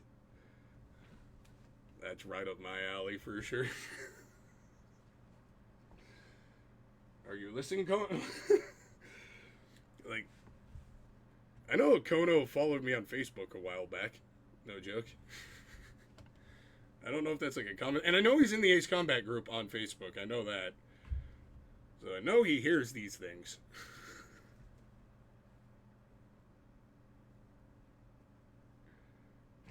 Oh, for sure. Trust me. I have a little shrine behind this shelf that you can't see, which is all World War II, like Victory Day and anti-Soviet stuff. Oh, fun fact. I actually have an authentic, both, just for the historical value, an authentic Soviet flag and an authentic East German flag. So the Soviet German flag right after the war. Because that was a very short period of history that did not last very long. I feel like a lot of people forget that. And when you forget that, you forget the old adage. Which way did they run when the wall came down? It wasn't east. Let's see. Still feel like I should be cleaning up my room a bit more, though.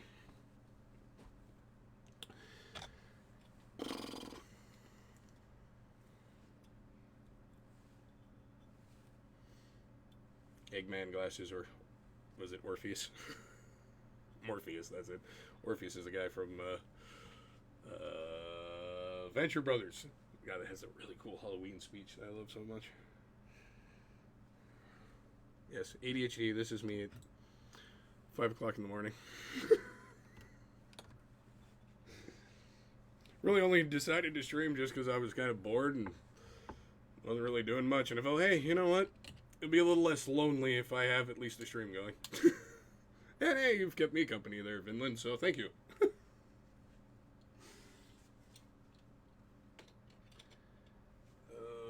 So we'll get separated. Let's see.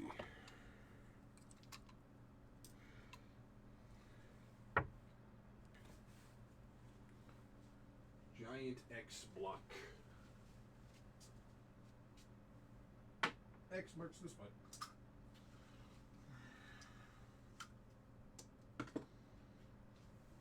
No, excuse me. My friends used to hate calling these selfie sticks in film school, so we started just calling them monopods. Because we didn't want to sound like TikTokers. Even though that's where all the success is these days.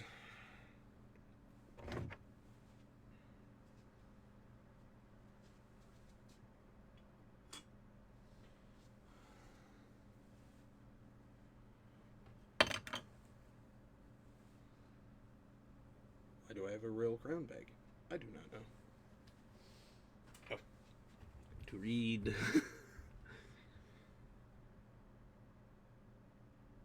See, that's something else I really wish we got more of. There's a lot of civil wars hinted at in Ace Combat that we never get to see.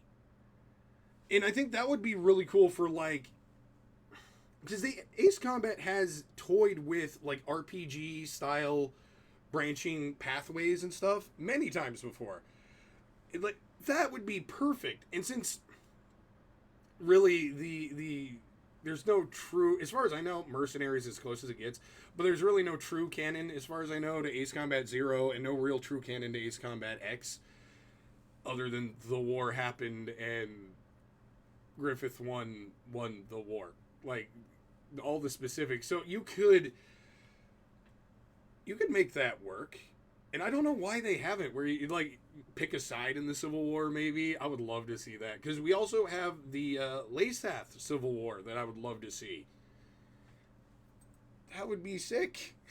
But yeah, I've been wanting an Slovakian Civil War game forever. And there's plenty of fan service there because the Agaion was used during that war, so they could make a callback to that. The Nosferatu was new, so they can make a callback to that. You know, like, that would be great. And then with the Lasath Civil War, they could cover the stuff that was lost in XI, in Skies of Incursion. I'll never remember that. I mean, off the top of my head, but yeah, they should do that. And that's something else I gotta do. I gotta get a computer that can actually run DCS. That would help with my Machinima and Ace Combat videos too. I would love to get involved with however you say his name, Nassault. Is it French? Is it English? I'm not sure. I've never actually heard it, but I'd love to get involved in some of his videos too because he is an absolute master. And then Fictional Horizons is like, I love his channel because it is exactly my original idea for my channel before I realized I didn't have the animation skill for that. So I'm like, hey, someone actually did what I wanted to do and did it good. Better than I could. Do more, please. But yeah, I would definitely love to get DCS so I could help Nassault or Dassault, whatever, work on his videos too. I would love to, because one of the, like, I would say, like, maybe a quarter to a third of what I do in my videos is making skins for airplane, Ace Combat themed skins for airplanes. I just don't do them in DCS. I have years and years and years ago, I got the models for Hawks, and so I have like every airplane I can need because as crappy as I felt that game was, it absolutely outclassed any modern Ace Combat game with its aircraft selection, I feel. I think the only Ace Combat game to ever come close was Ace Combat 5. And I think that one did an excellent job. That has like the best aircraft selection in any game, in my opinion.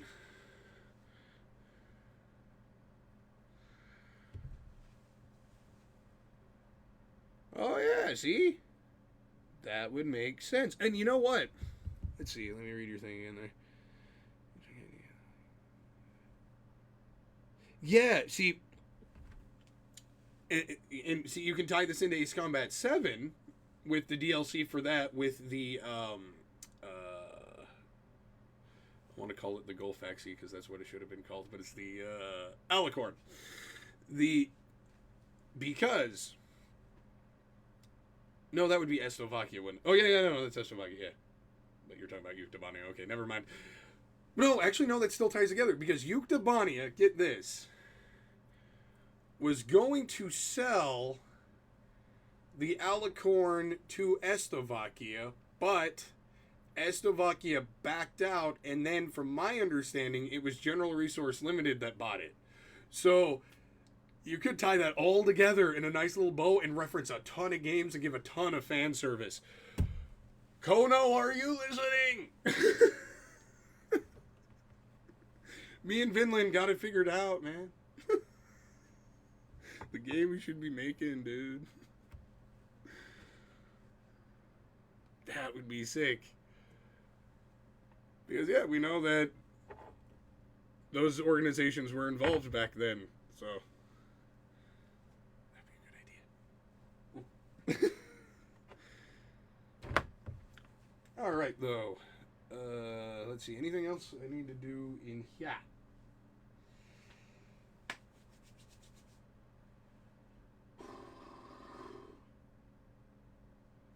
Guess I can move some stuff to my other room and keep talking. I just have to keep coming in and out of the room, but I can do that real quick. I don't have much left that I need to take out. But yeah, that would be a great idea. Fuck. And I know Skycrawlers exist, but I still want a World War II Ace Combat. Ah! So, okay, Nassau, if he's Canadian, then it would be Nassau, I guess, because it would be French. Ah, sweet, there you go.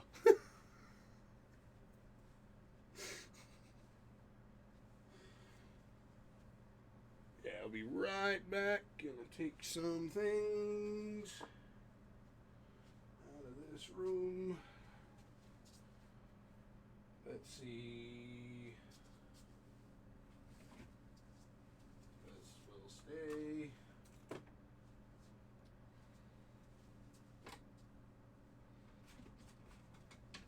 Oh, they're my feathers I was looking for. I like to put feathers in my hat. So I have quite a collection of them. Of course, not this hat. This is more of a, I don't know, newsboy flat cap. Not quite sure what you call it. Oh, what is on it? Is that my hair? Oh, that's just my hair. But I tend to wear a lot of top hats and fedoras. I just tend to wear this outfit in homage to. If you've ever seen a show called Eureka, one of my favorite characters in all of fiction is Henry. He's the mechanic from the town. He dresses like this. I know it's not an Ace Combat related thing, but I shall return. Share stream for a moment, I guess.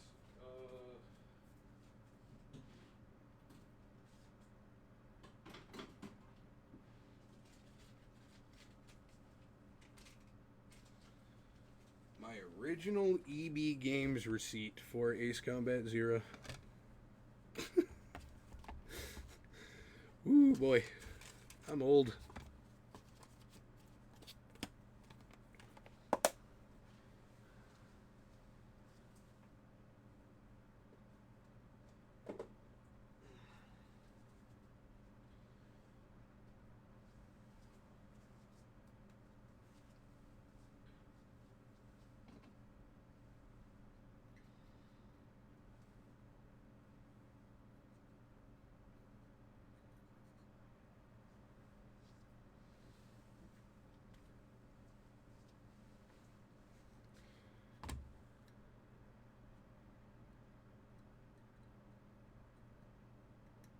Yeah, I heard people talking about that. I'm stoked for it too, man. And I know that he uses a lot of music from the community, and there's one track I've been listening to, like, there's one cover of the, of Zero that I've been listening to like crazy. That I hope he uses that or one of the really good covers, because, I'm looking forward to that. That's going to be dope. I mean, let's see. You can see it. Let's see if I can tilt my camera up just slightly. Don't know if you can see it, but let's see.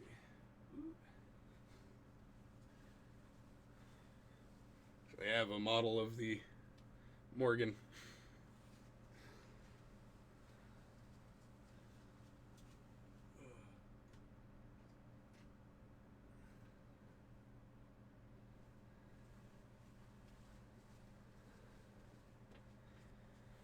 Let's see.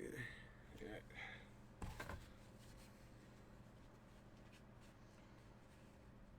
My mom's old epaulets from Similar Patrol.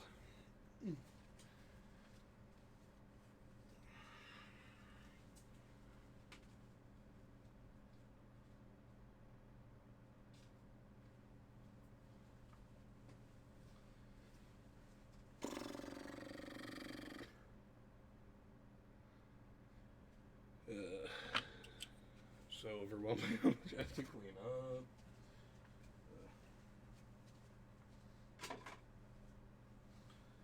I used to live in a much larger house, and now I've downsized, and so now I have more stuff than my house can hold.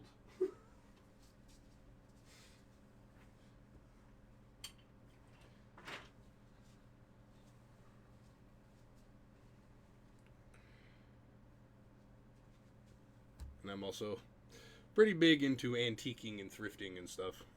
So that's one of the things that my wife and I bond over.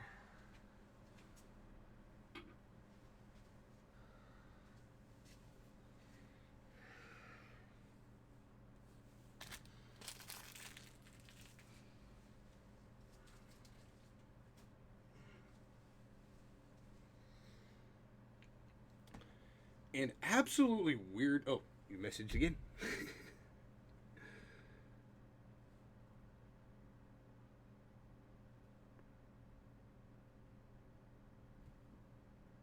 I like. Actually, there's I've been doing some research into the like the pilots in like the assault records, like the ace pilots you shoot down in Ace Combat Zero, and surprisingly enough, there's actually a few stories like that. And man, there are actually some really sad stories in there. Man, there's some sad. Like one of the ones I was researching, this dude that you shoot down in the second mission in Annex, where he's in like the Mirage, one of the Mirages that you shoot down, one of the aces. Anyway, he apparently in his plane he had a diary he was writing that was intended to be like written in the tone addressed like towards his wife and his kid. We don't know if he had like a daughter or son, but we just know he had a kid. And apparently at the end of the war they recovered his body, found the book with the wreckage of his plane, and then that diary that he wrote that would be, you know, that was addressed to his family became like an OSIA best-selling book. So like, oh, that's interesting. Kind of sad, but interesting. And again, there are so many references to Operation Paperclip. It's kind of getting old. There's like 160 entries, and you start to notice patterns.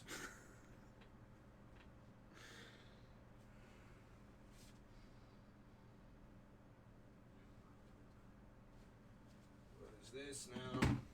Oh, it's empty. Cool.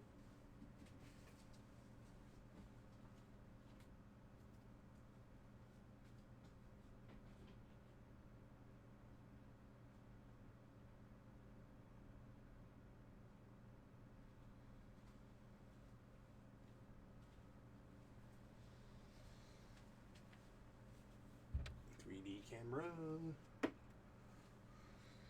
that I don't use enough. Old Game Shark tells you what era I'm from, and the fact that most of my gameplay footage actually comes from vintage hardware instead of emulation should probably tell you too. I think there's something like right on my floor. Oh, that.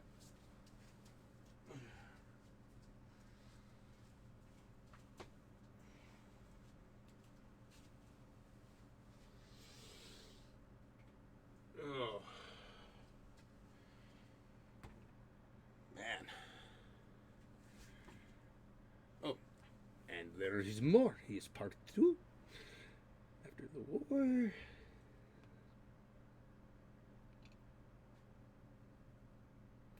See, that would be sick. And there's actually something similar to that. Again, like in Ace Combat 6, there's something similar to that where a one of the guys that was involved in the XBO program, I believe, is seen flying, I think it's an Su-33 at the I know it's not Su-35, but close.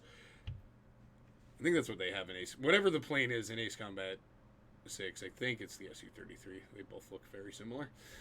But, yeah, you actually shoot him down during the Guion battle. So, I mean, there's precedent for what you're talking about. Like, they could do it. They've played around with your idea before, so they should definitely just commit. That's for sure.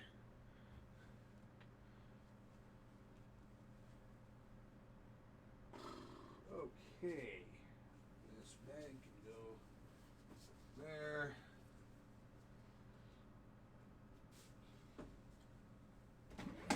Whoa. Okay, thought I was dropping something.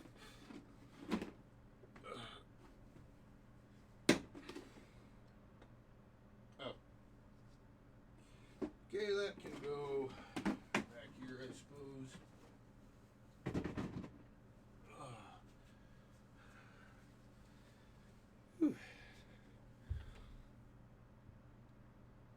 Ah. I know, like, basic what a basic airplane like model is or whatever. Like, oh, that's a SU whatever. But like the specifics, I'm always very bad on. So yeah, thank you on that. Okay, so it's the that's what I thought. It was the carrier version, but I don't know. Just seems like for me, like being in the NATO world, we would just probably call it like put like a C at the end of it or a D or whatever. We wouldn't call it like a whole different airplane doesn't like number.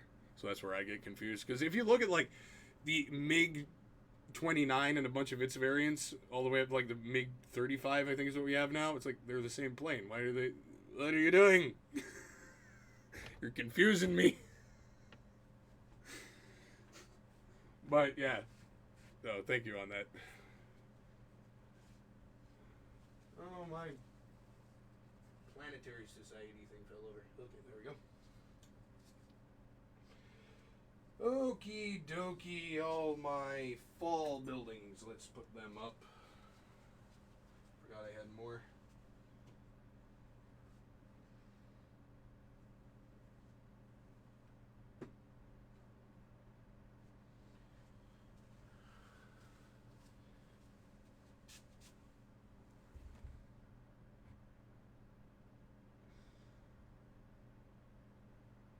Oh yeah. So here's the funny part. Okay, so where I've moved is basically is one of the only places that exists almost completely the same in the Ace Combat world as it does in the real world.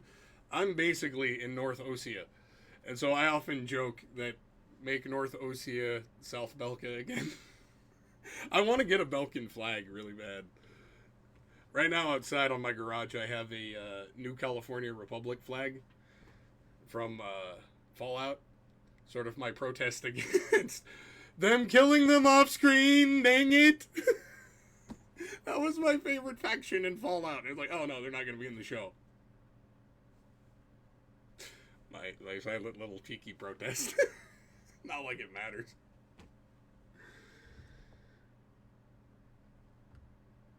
Oh yeah, see, exactly. I could see that. You spot on, spot on. Where they would have that definitely that cultural identity crisis, for sure. Because are we Belka? Are we Osea? Are we just like like? Are you French? Are you Canadian? Are you American? Are you French Canadian? There's a lot of cultural.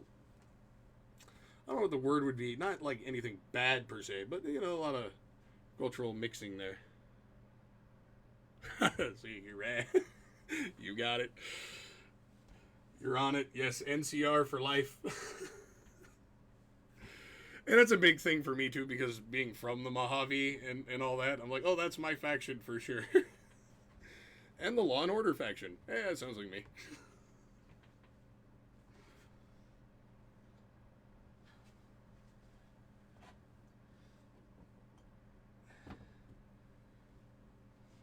Still got to get footage of the B-29 because I want to do a video on that, too. There's a fun fact. You probably know this, but because you seem like you do. But the B-29 in Fallout is actually a real B-29 that's in Lake Mead. And I believe they never actually got it back up. So I think it's actually still there. So that's pretty cool. A little bit of real world. And I didn't even know that piece of history existed until I found out about it in the game. Like, that is so cool. I've learned so much history just by discovering its analogs in video games. Or like references.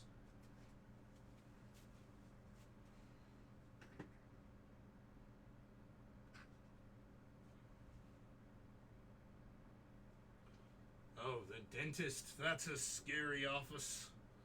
No one wants to go to the dentist. Of course, I did. I had to get a bunch of teeth removed.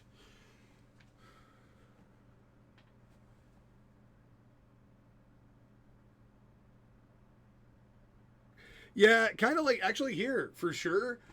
There's a lot of little like German towns for sure around here, little like enclaves and shit like that. So you're not far off. You could definitely. I mean, there's real world precedent for it.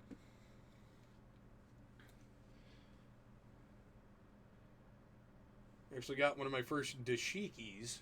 This is an interesting multicultural story. Got one of my first dashikis. It's a shirt I'm wearing under this. At a shop in Little Chinatown in DC, and I think the girl that was selling it to me was Hispanic. So it was like just complete multicultural. Like, what planet am I on? None of this makes sense. I'm buying an African shirt from a Hispanic woman in a Chinese shop in a Chinese town in the American capital. Sounds like Mario.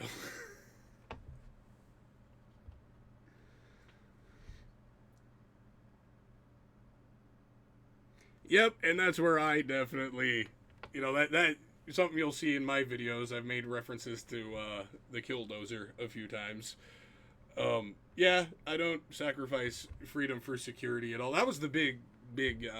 I know I hate when people like, oh, you reference Star Wars, so you must be low IQ. Like, no, Star Wars sci-fi was a warning to most people, me included. Like, I didn't take Terminator as pure entertainment. It was a warning about AI, and oh my god.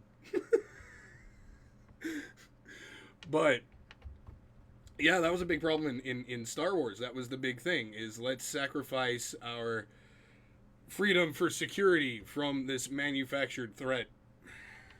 Yeah.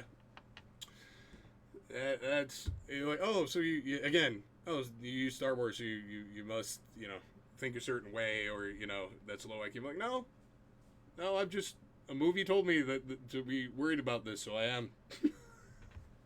And I'm only just now getting the plot to iRobot. That was horrifying to make that realization, finding out that we actually rely on lower intelligence AI to rat out and control higher intelligence AI, because the 3 laws of robotics are useless. At the time in 2004, we hadn't reached that point, so it was just a fun sci-fi story that didn't make any sense to me. Now, holy crap, it's scary.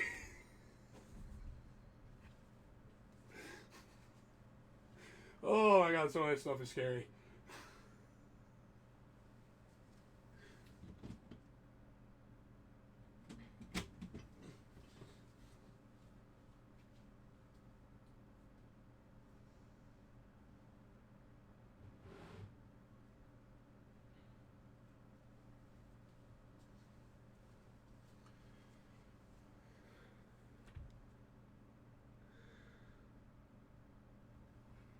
Yeah, that's true. I mean, that's the problem we have in a lot of fiction, is you either make the villain too sympathetic or you make them too one-dimensional. Where it's like, people have motives, but it's not always a sympathetic motive, and it's not always just a completely irrational one either. Like, people think things for a reason for the most part. So it would definitely help if because a lot of the nuance is lost, and like, you're right, it would definitely help their story if they showed a bit more of that kind of thinking and that kind of culture of security over freedom, instead of just random slavers, because that just makes them seem like any other generic bad guy. Oh, every villain has slaves. Boo. So yeah, I get that for sure. All right. Well, I think I only have a few other things to take to the other room, and then I'll probably hop off soon.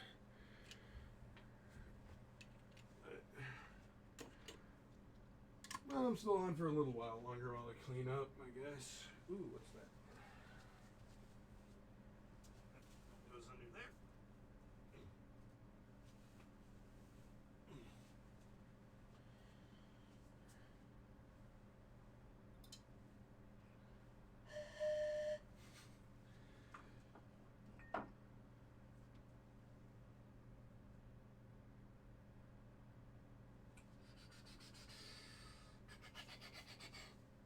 become a train. All right. Anything else that needs cleaning up? That does, but I don't have my stool, and I am short, tiny man.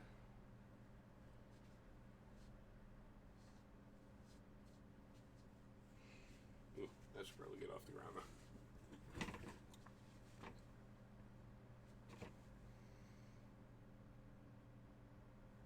Oh, wrote again. I thought that we.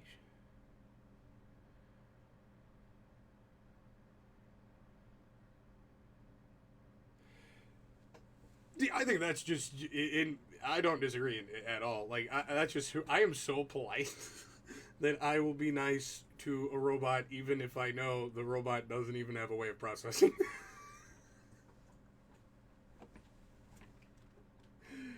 That's just who I am.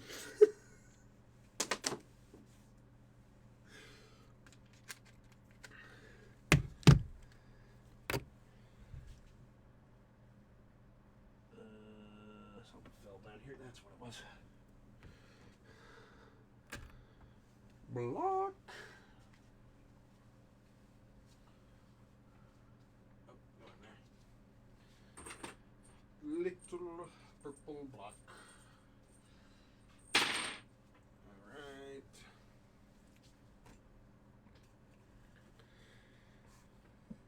But yeah, I don't know if you heard though. There was these experiments they ran, and it's actually really, it's really funny.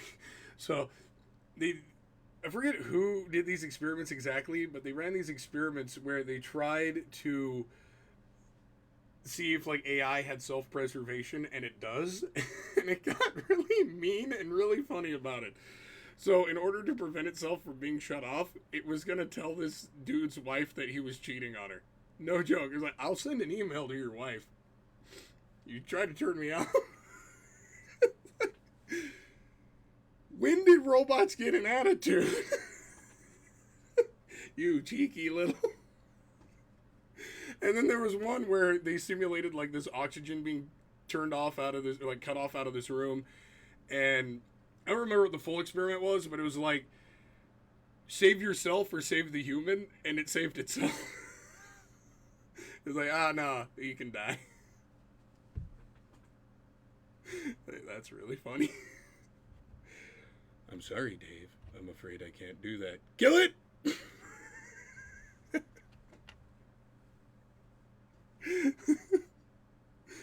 Oh, that shit's so funny to me. Like, you thought the sarcastic robot was only something in sci-fi, but no, I guess AI getting an attitude and being snarky is gonna be a thing.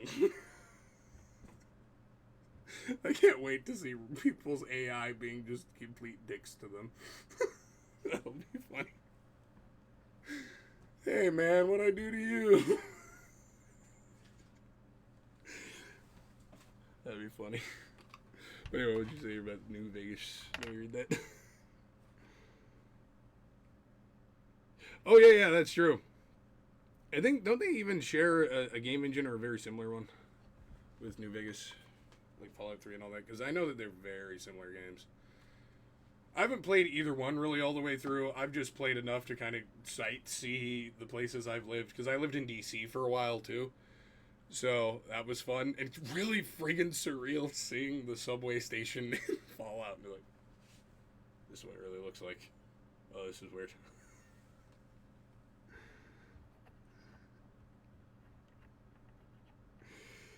Yeah. It's sad. Like, that's the thing. It is worrying. I do worry about, like, I didn't know this, but in Ukraine, apparently they have these things called dragon drones, which are AI-equipped drones that shoot fire. Basically, AI flying flamethrowers. That's cool. Let's do that. That can't possibly end badly at all. Wasn't an Austrian guy telling me to give me your clothes, because giving military assets AI was totally a good idea. That didn't happen. There was no, where is Sarah Connor? No, I mean, I know it's a movie, but like, they saw it coming. Like, Arnold Schwarzenegger wouldn't have been governor without that warning. The only reason he got that job as governor is because he was seen as the governor. So yeah, pay attention to your warnings, man. Fuck, that shit's scary.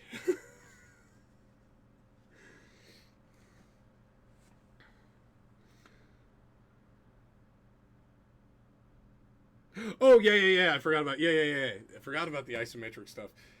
Surprised I forgot about that. I actually I was working on a model of the homologous shuttle the other day. Turned out pretty good, I think. Still got to do some more work on it, but forgot about the isometric games there. Those had some of the best Easter eggs too. Back when like nerd Easter eggs were actually like not overplayed. You could put the TARDIS in something and it wouldn't be like, oh, there's the TARDIS for the trillionth time. This week's overused video game Easter egg of the week. Alright then, though, I guess. Should stop getting so distracted and finish this real quick.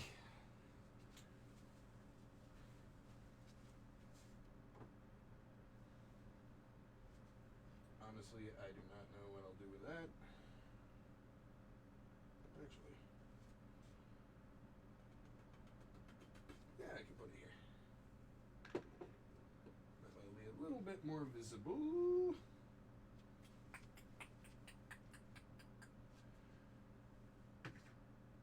Scoop the rock. There we go. I'll be able to put all this stuff away.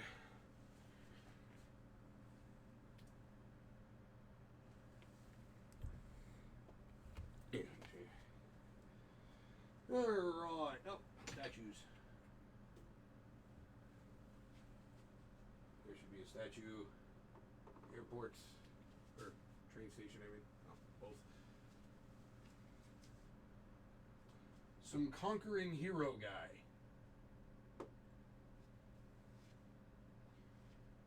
And some Buddha, I guess. Of the belly of the Buddha. Get the good luck. Yeah, we'll go over there. Actually,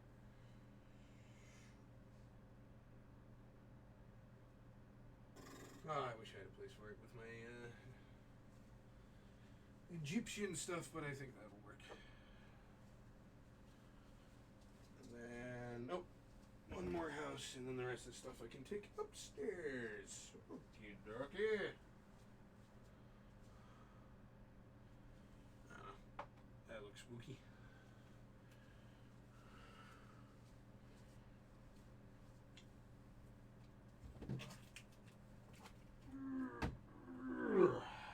Yes, I know. My grunting noises are so pleasant, aren't they? Being old is great.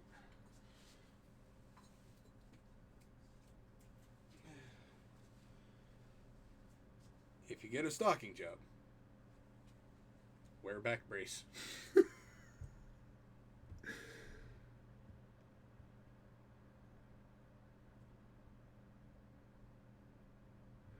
Oh, that's interesting.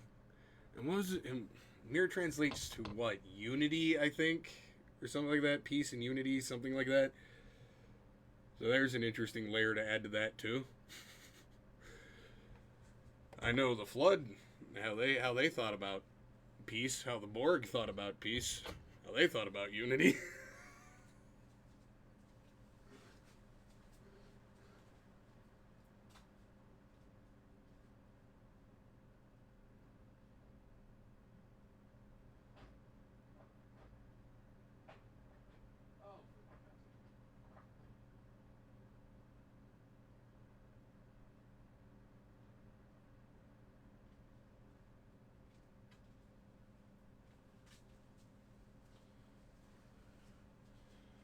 I feel like I should do something with this giant fountain-y thing. But I guess I'll just put it away.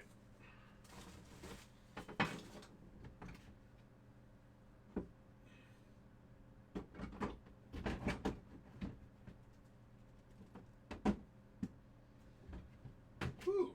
Why does it smell like a swimming pool in here? I'm not joking. It smells like a pool store in here. That's weird. guess all the plastic just got kind of hot.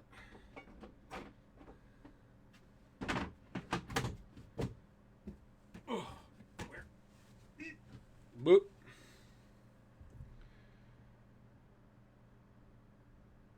Ooh, that'd be fun. That'd be... And oddly topical today. Fallout Seattle. Is it modern times or is it the future? I don't know. Looks the same either way.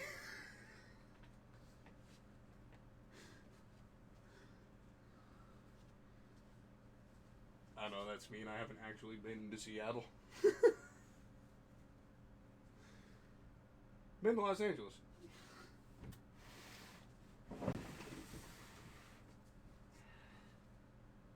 All right.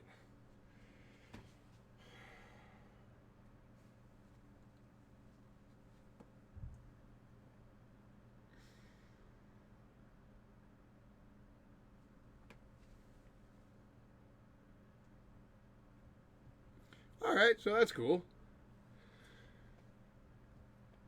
Cascadia, I like how they took that name too. That's cool. My dad actually did a training exercise one time, and that's actually how I found out about the big earthquake thing. Is he had to partake in an exercise called Cascadia Rising, where it was this big government exercise preparing for basically that Dwayne Johnson movie to actually happen. Like, there's gonna be a big one in California, and the government did a whole big thing preparing for it.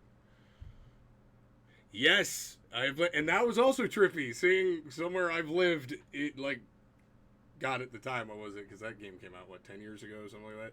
So it was like, what? It's still half a century ago, basically. Like, oh wow, this area looked really different. There's this guy called Nas, I think is his name, or something like that, who does like AI, I guess, is how he does it. Uses like AI to recolor the videos, I think is what he does. But anyway, he has these like colorized videos from all periods of history.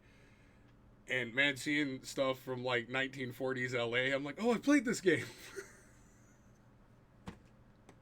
Yeah, I love LA Noire. My dad loved that game too. He didn't like the whole part though where your main character cheats on his wife. He was like, oh, that's kind of crappy. Like, I wouldn't actually do that. Like, that's not cool. Why does my character do that? It's for drama. Like, you watch Mad Men, you know. I enjoyed that show, actually.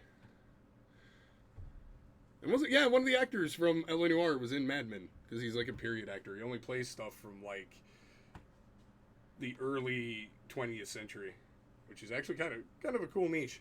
Not gonna lie.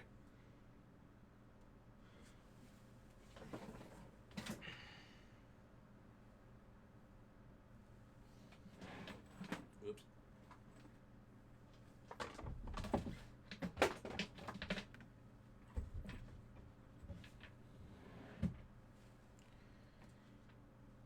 That was a fun game though. I've lived in so many places. It's so fun to see so many of these places represented in video games. I go, oh, I've been there. So LA is fun. I always look for LA stuff in Southern California for sure. Excuse me. And definitely DC. I loved exploring, at least. I didn't really like the game, but oh, what was that Ubisoft game? Crap. About the freaking outbreak. That game. I had fun doing that.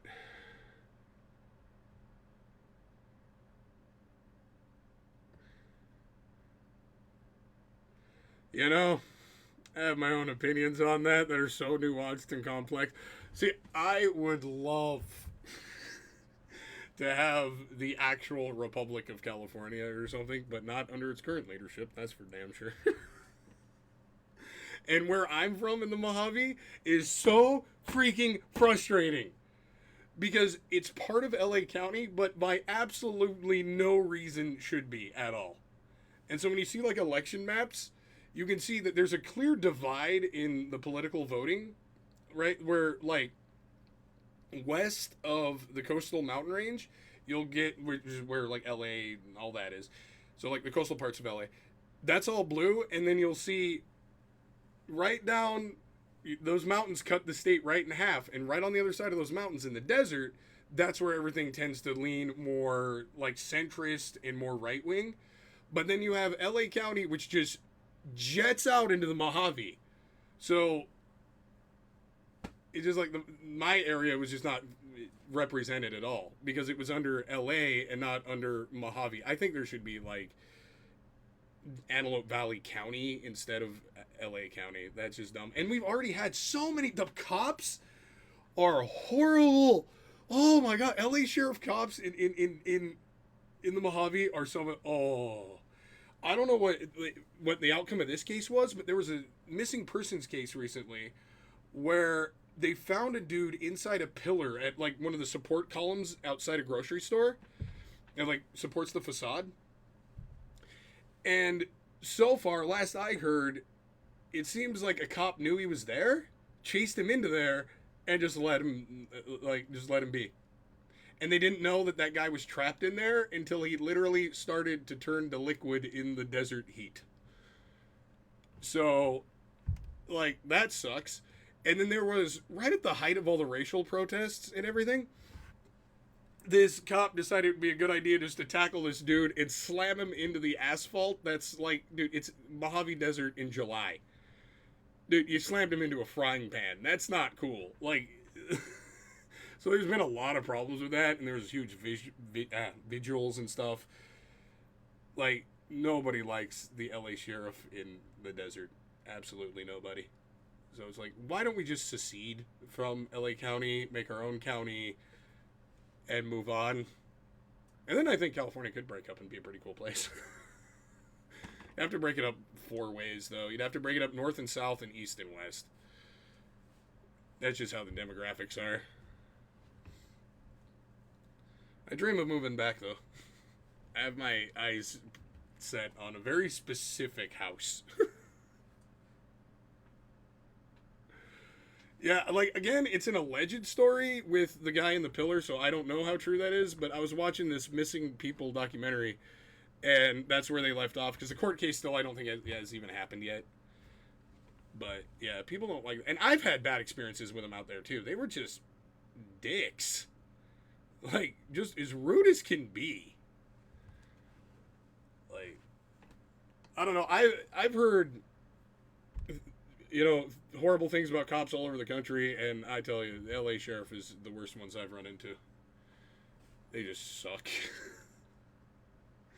And it's like, what are you doing? Nothing. I'm existing. Stop doing that. Okay? I'm watching you. Do what? Just sitting there.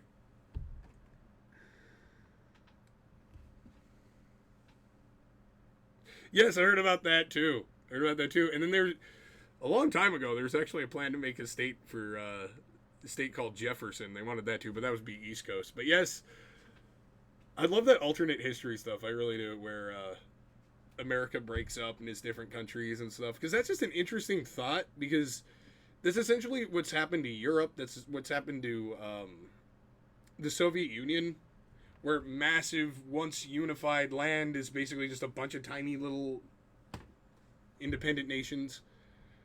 I like how Crimson Skies depicts it, because I think that's actually pretty realistic. I don't think it's 100%, but I think it's pretty realistic.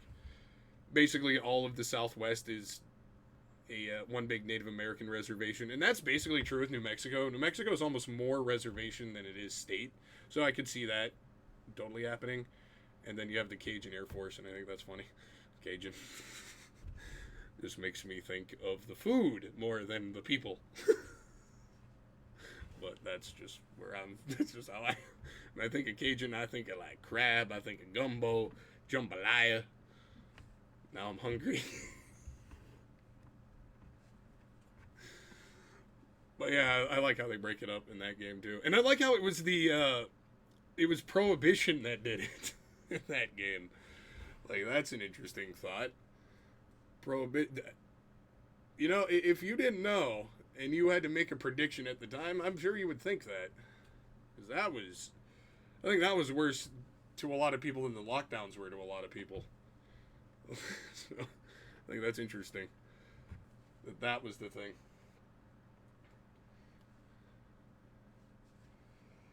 Whew. Okay.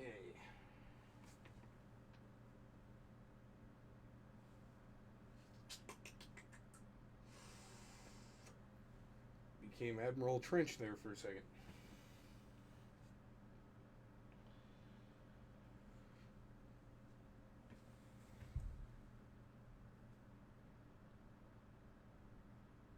Yep. And where have I heard that happening before? What empires are no longer around where that was the problem? Oh, right. Every single stinking one of them. And if you remember, that was one of the things that led to the big famine in, I think was it Ireland? Yeah, it was Ireland if I remember correctly. And the Queen shows up. Is like, wait, you guys have potatoes? How are you guys starving? Because you took all of our potatoes. Oh no! She didn't realize what she had done, and she's like, oh crap! Oh, we gotta undo this policy. This isn't working. You think? But she was, up in London, in the city, away from the, rural peasants out in the Irish countryside. So she had no idea what she was doing. And like, oh no. I made a mistake. I would love to have been there to be like one of the advisors. Just be like, oh, a mistake you made, huh? Is that what you call this? Oh. Yeah, no, that's what happens. Is all the power, and that's the big problem that's happening in Canada right now. Why Alberta wants to break away is all the powers in Ottawa, all the powers in Quebec, and they have no say, and they're just stripping the resources out of Quebec, or not Quebec, I'm sorry, Alberta, and just sending them to Quebec. And they have this weird tax policy where on paper it makes sense, but not in practice, where everyone in the country pools their money, basically all the tax dollars get sent into like one big pool, and then that's distributed equally amongst population. Until you realize the obvious flaw in that problem is all the population is going to be in the city centers, none of it's going to be in the rural areas. So the rural areas, all their resources are extracted and given to the city. Oh yeah, Star Wars covered that too. That's what, again, in Star Wars lore, that's what led to the fall of the Republic, was Outer Rim worlds and Mid Rim worlds were feeling like they were being ripped off.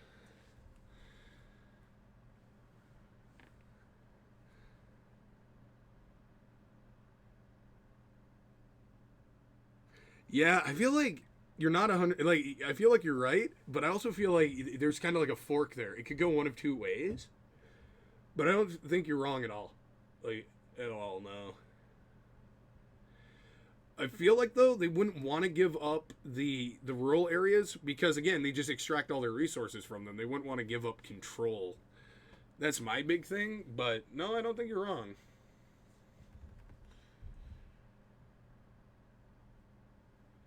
But yeah, how I see it kind of playing out is the cities would drag the rural areas with them. But as I what pops into my mind is that what is it, that Greater Idaho movement in like they don't want to give up that, like Washington doesn't want to give up that land because that would just be ceding tax dollars to Idaho that they would otherwise be getting. So even though there are a bunch of people that they disagree with ideologically, they still want to enslave and force them to pay taxes. Story as old as history itself. In window shifts in Plato's wheel rolls. Yeah. That's a sad part. Man, when all this nostalgia stuff started to really take off, that actually got me really nervous because I knew what that meant, too. It's like, oh, that means we're at the end. That means the Empire will die and another one will be born in its place. Uh-oh. Because regardless of like the current political specifics and stuff about that with like Trump and all that. The whole make blank great again is usually the sign that your empire's on its way out. Every empire that's had a leader that said make Rome great again, make blank great again, it's usually been at the end.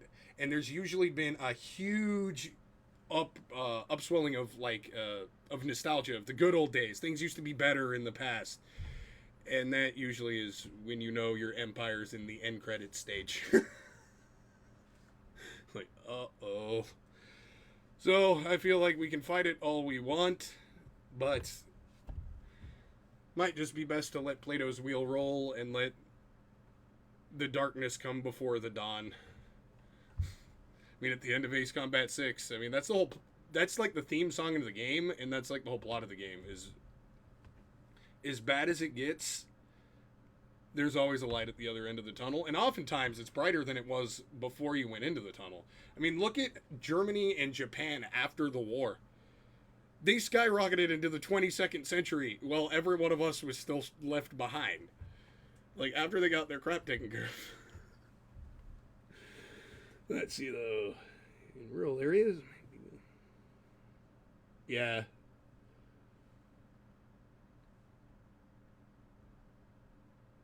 Yeah, probably. Yeah, I don't think you're wrong.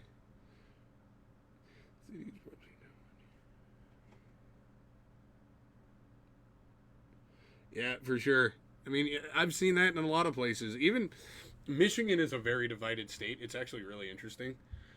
Where you can see that even here, where you can get, like during the lockdowns, I wasn't living in Michigan at the time, but according to my wife, who was, during the lockdowns, a lot of the sheriffs just said, no, no, no. What COVID? So that, I think that backs up what you're saying. And those are in mainly the rural areas. So you had rural cops just saying no. And then the city areas kind of doing their own thing. Yeah, that's the scary part. I mean, I've seen footage of when the Soviet Union fell, and we're told it was basically peaceful and all that in the West. We're not told actually how bad it was. And I mean, seeing tanks firing at government buildings with people inside that are just, as much as we, disagree with the communism and the fascism of all that, I mean, these are essentially just bureaucrats doing their job, showing up to work, and they're met with a tank. Like, that's pretty scary stuff, man. Like, imagine a tank opening fire at the Capitol building, at the White House, at the Pentagon. Like, man, that crap is scary to think about. And then, especially, the things that happened in China and in Southwest Asia when communism took over there. That was scary. So, yeah, peace is always, the better option until it's not an option. And that's when it gets really scary. Is when peace is no longer an avenue. That's why all this stuff that's been happening lately has this just absolute crap scared out of me. Like, and I'm related to someone really famous, so that sucks. Like, yeah, I don't like where things are going for sure. I know that I probably have a target on my back already, and that's pretty scary, Especially where I live, I see a lot of people that I can tell are of a certain political persuasion, we'll say. And being cut off in traffic by a car that has the famous, very controversial flag with a gun on it that says protect certain people. Yeah, I'm a little worried I might have a target on my back where I live.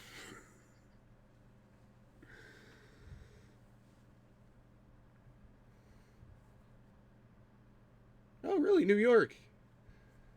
Here it's very, very beautiful up there. I always I always viewed my like retirement years being in the in like New England, like an old writer. Like you know the old uh the cliche of like the recluse novel writer that lives in like New England on a little island in a lake surrounded by trees. I always thought that would be me.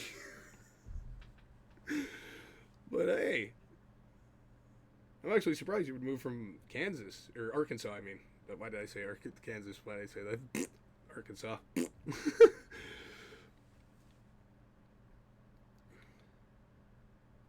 Yep, that's how it goes, man. I mean, you'd think a reason we left. I lived in Texas for a while too, and one of the reasons we left there is the same stuff, man. Like Austin is, Austin being the capital of Texas is absolutely absurd to me because I was watching side scrollers, and what's so funny is only people that live in that area or lived in Texas will really get it.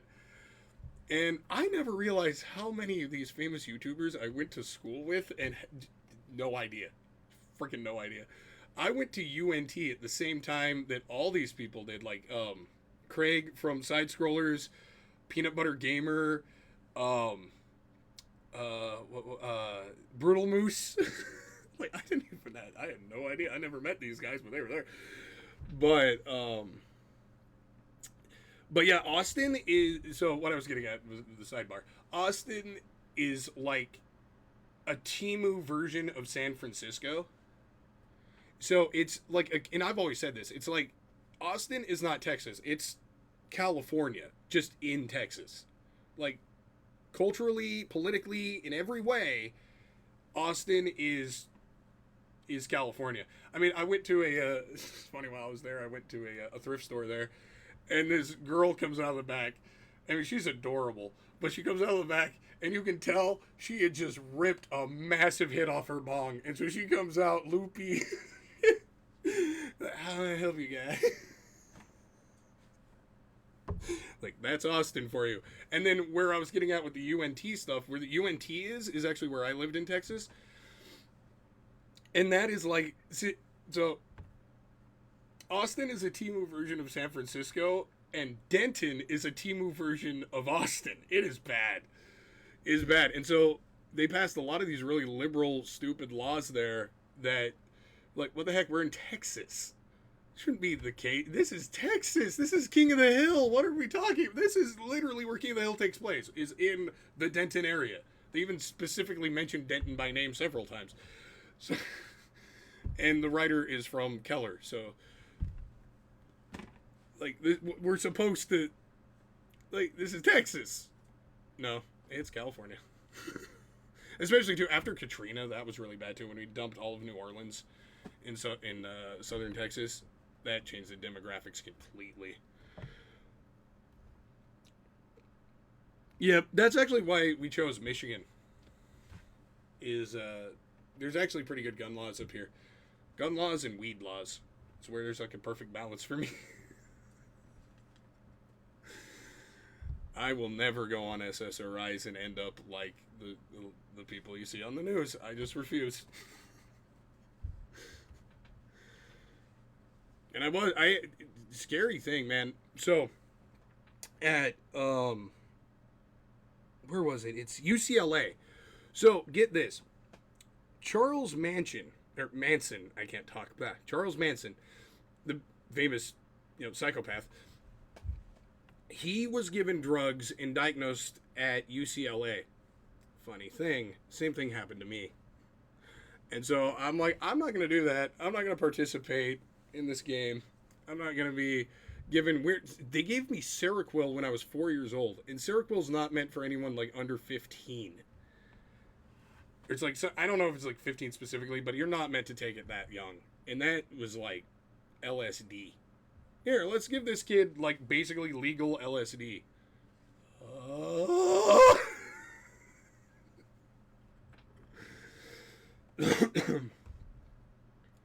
Yeah, Oregon, or Oregon, I should say it properly, was very similar too. Yeah, and then they did this thing where they actually, I think they repealed it, but they tried to legalize basically everything as far as drugs are concerned, and then that was a disaster. There's a video game about that. You might want to play this game called BioShock before you try legalizing everything.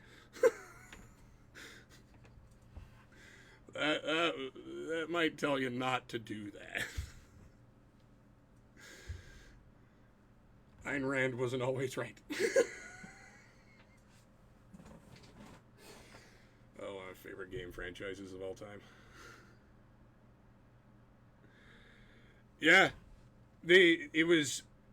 See, I'm okay with legalizing just normal stuff. Weed grows. It's called weed because it grows like a weed. There's nothing you can do about it. And that's like saying God made a mistake. Same things with like mushrooms because you really can't do much about that.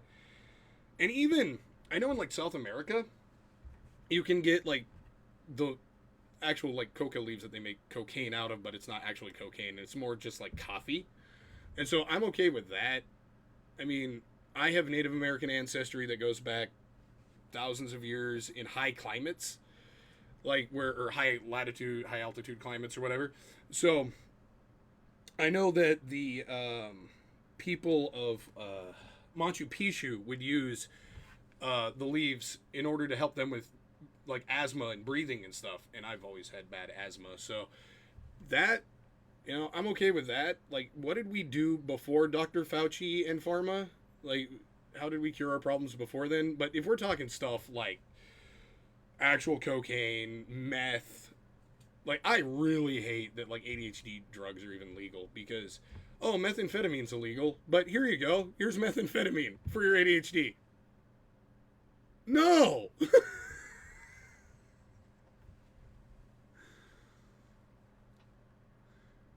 Yeah, I can remember. I heard something about it, like them wanting to undo it, but that's all I heard. So you're probably more right than I am. But yeah, but that's where I am. Like, if you're doing like really harmful stuff that makes you a danger to others, then yeah, absolutely not. No, like just being high on it alone should be a crime, not even the possession. Like, no, and I'm like, even hey, even in some cases, I'm not against like the original prohibition with alcohol. I like a good drink, but some people can't handle it, and some alcohol. If I was omniscient and I had control over what drugs were legal and what were illegal, and I had to essentially use the plate I was given. It would be tobacco and alcohol is what I would make illegal, and then basically all the naturals, everything else.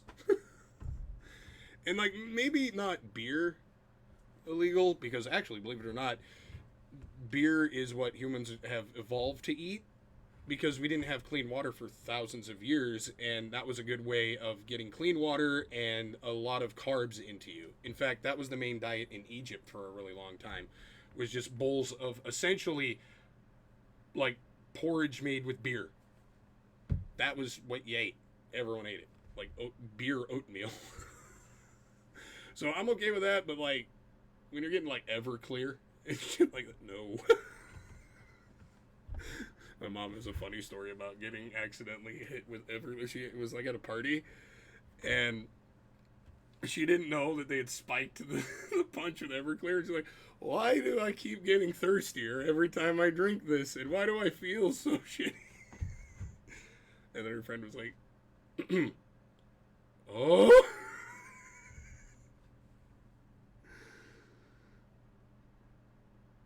Yeah, I'm with you on that. Like, I'll be honest. The libertarian in me is when I smell weed, I'm like, oh, that's the smell of freedom. But I also know it's a very skunky smell. It's a very bad smell. I mean, I don't like it when I go out, and someone's smoking a cigarette in my face or a cigar. Like, so yeah, no, I'm totally with you on that. That's just rude. It's just absolutely rude.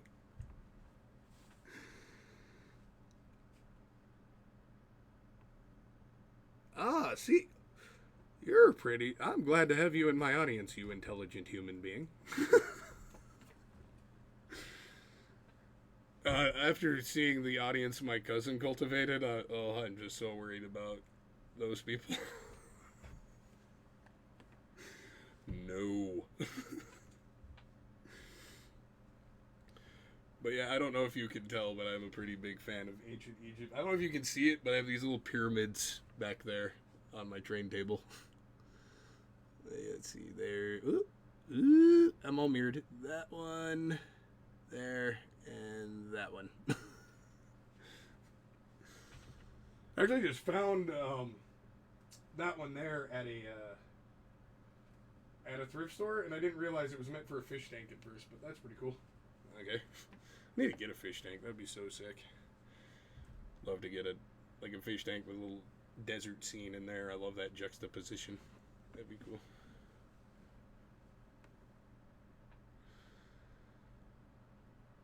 Yeah, you could actually. There's a fun. You probably know this, judging by our conversation so far. But during, I think it was World War II, Russian pilots would often steal the fuel from their plane and get drunk off of that because you could power it with alcohol. And I know they did that during World War II with like Jeeps and stuff too. Like that's so funny. Like, where's all the fuel for the plane, Igor?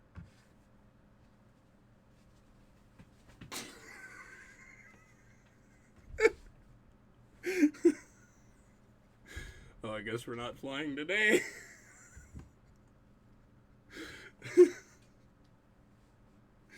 Oh, that's funny. Oh, there's some funny stuff in history. It really is. That's why I love history so much. I was so mad when I had to drop out of college, but I had to drop out. Because my teachers were freaking psycho. Oh, why did it not update on my other thing here? Oh, there we go.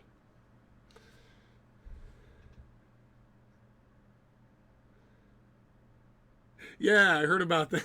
Isn't that great? Don't fix what ain't broken, right? It worked, so let's keep doing this kind of engine. And the Abrams, oh, that's one of the greatest vehicles of all time. Don't think they've made a new one in like over 20 years. They just refurbished them because they're just that good. I would be so proud to be on the design team for that. I have made the world's most invincible tank.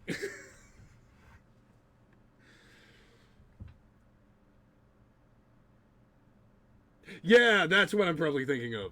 That's what I'm thinking of. So, because you can't keep a Russian away from alcohol. Nor can you keep someone like me. No, I'm weird with alcohol. Like I'll like if I have a bottle in the house, I'll drink it like crazy, but then I'll be like, "You know what? I've given myself enough of an upset stomach and a headache for a week. I think when I go to the grocery store, I'll just not." And then I'll go months without drinking, but then when I finally have a drink, I just go nuts. But I definitely don't prefer being drunk over being stoned. That's for sure.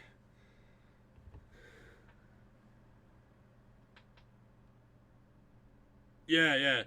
I think it was like over 20 years ago they stopped making it. Maybe even more because I think it's probably 30 years ago now because that documentary was probably 10 years. It's probably 10 years old now. Yeah, I don't blame you. I know it's not for everyone. My wife really doesn't like it either. Like I'll give her like one shot of like 5% alcohol, like what is it like a wine cooler, beer cooler. And he's like, it's too. Just the alcohol flavor, the kind of like sting, just no. And I get it. I that yeah no. Every time I get a drink when I go out, it's always like candy. It's always one of the really frou drinks, like an apple teeny or something. It comes with the little candy sharks in it. Candy is dandy, but liquor is quicker.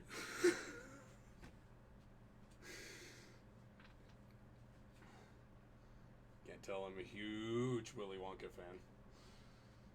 Original movie. The Tim Burton one. Had high hopes for that one. It was about the time, that's about the time I lost interest in Tim Burton. And I tried again. I tried watching Sweeney Todd. I did this whole a few Halloweens ago. I did this whole movie marathon, and yeah, did not like that movie. Thought it'd be good for like a Bob's Burgers gag, but other than that, like goes on. The joke of Cannibal Barber just goes on too long. And Dark Shadows not all that funny. It's just I don't. And Mars Attacks, not really a big fan of that movie either. Beetlejuice, no. But anyway, that's my movie opinions. We were talking about Boozle and Hoozle. But trying to find more things to clean up my room and do so I don't feel so lazy.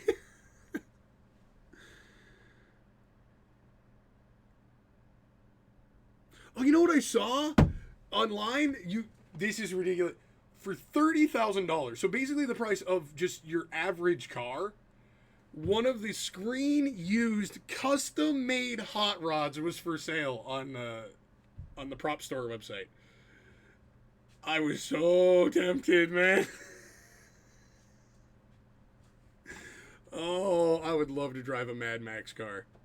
Oh, screen used. It was actually in the movie. Yes. Oh. I would love that car. But sadly, no, not wealthy enough for that. I still have to wait on like my tax return to get a new computer. And that's something I've been needing for a while. I think I have a 2080 in there right now, and I'm like, dude, we're on like 5080 now, and I think we're coming up on 6080, so I need to upgrade.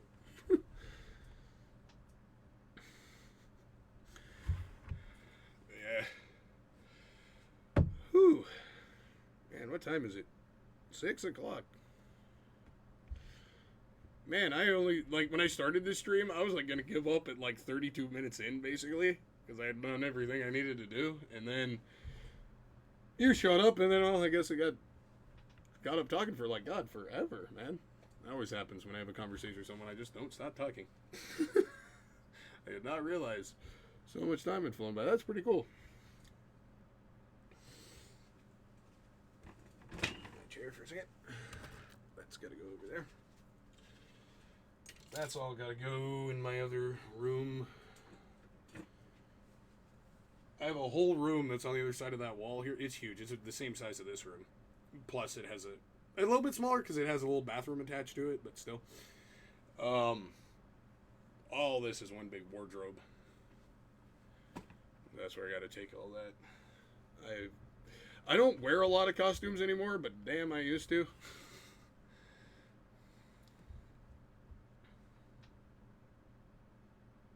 Oh yeah, dude. Why haven't they?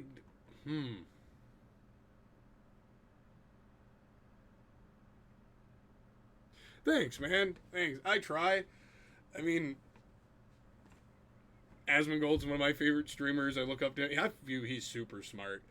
And, you know, my cousin made it big being a streamer, so I thought I'd play around with it. It's good to, you know, have people that click with you, for sure. For sure.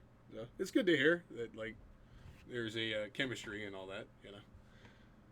I like that.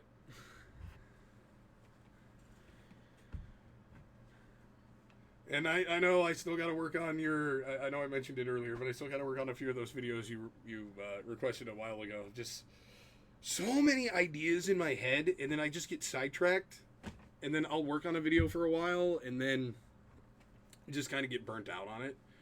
Like, I can work on a video for about like 3 days in a row before I kind of just don't want to work on anything for a couple of days. And that is such a huge problem for me. I gotta get past that. Like right now, one of the big reasons why I'm procrastinating on my Halloween video is I'm almost done. All I gotta do is slap some visuals on the screen. I've already recorded all the voice lines, except for, like, I've already done all the voiceover, except for what I was doing research on when I started this stream. I decided I would add that in because I saw an opportunity to do a little like Matt Pat type math, see how do some experiments within a video game, which is just awesome to me. And so I'm like, hey, you know what? Here's an opportunity to do that. So I just have to record one extra thing, but I just have to slap some stuff on the screen, add some credits, and basically it's ready to go. But man, I worked on something for like 3 days in a row, and I'm like, I just don't want to anymore. I don't know. Just have that like ADHD brain. But that's why I'm hoping. I have this big project plan that's going to turn into like just a whole super long series of videos. It's just going to be super front loaded because the videos are going to be all super short. But making the assets and the animation and everything for them, that's where like all the work is going to go. But once all that's done, it'll take me like a day to make each video. So if that, maybe a couple hours. But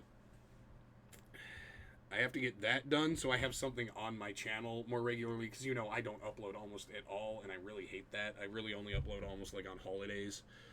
And when I first started out, I did have a bit of a weekly schedule, even with a working nights at a grocery store. But I feel like when I was doing those videos, it wasn't as good quality as it could be. So quality over quantity. Ooh. See, I've been wanting that too. There's so many of us in the community that want that, but I feel like Project Aces kind of put their flag in the sand when they titled Ace Combat 0 Ace Combat 0. Because, and again, and setting it in 1995, so it matches with the franchise. So I noticed that while doing research into the Nosferatu, that if you remember the big 25th anniversary wallpaper where conveniently enough they were on runway 25, I absolutely love that. For to mark 25 years, that was really clever. That apparently that wallpaper is actually canon. And that was to commemorate as in our universe, the wallpaper was made to commemorate the 25th anniversary of the franchise, where the canon for that picture is it was meant to commemorate the 25th anniversary of the end of the Balkan War. So I feel like yes, there's a huge group of us in the community that definitely fucking want that so much, but I feel like they stuck their flag in the sand and said, no, it's not going to go past 1995. And I feel like that's really a bummer because there's a ton of wars in the lore that are analogous to World War I, Vietnam, World War II. In fact, we only know how Pixie got his red wing from a model kit. Like, this is ridiculous. We should... Come on, let's actually at least see it in a cutscene. At the very least. But I would love to see a World War I, a World War II stuff. Personally, me, I feel like World War II is a bit played out these days. And with everything going on politically, where everything is Reich, I feel like you're not wrong. I would love a World War II game, don't get me wrong, where the Belkans have like the ME-262, and that's like the equivalent of the Morgan or whatever. But I feel like World War I almost gets completely forgotten, and that would be fun. And that was when I played Battlefield 1. That was some of my favorite, some of my most cherished gaming experiences. I suck at dogfighting in online games, but when I had my friend Frankie in the gunner seat in Battlefield 1, and I was in like a fighter or bomber or whatever, we would literally go the entire game without getting killed. He'd keep the guys off my back, and I would kill everyone super easy once I had a chance. But yeah, that was one of my favorite. Like, the dogfighting in that was so great. I was like, I wish Ace Combat would do that. But and they've teased us too, which sucks, because in several games they've given us World War II planes, and it's like, come on. Yes, the Red Mill Air Force Base Air Show. Yes, there is so much potential. There's just and since the nukes in 1995 were such a big deal in the lore, like, basically that's the 0 point they're referencing in the title Ace Combat Zero is the nukes dropping.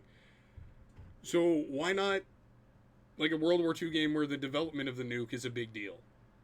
I mean, that was something I loved about the original Full Metal Alchemist movie. Is it's built around the development of the nuclear bomb and rockets just before World War II broke out.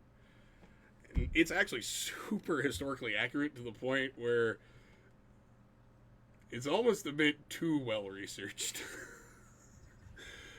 and I absolutely love how that's part of the plot is the development of the nuclear bomb.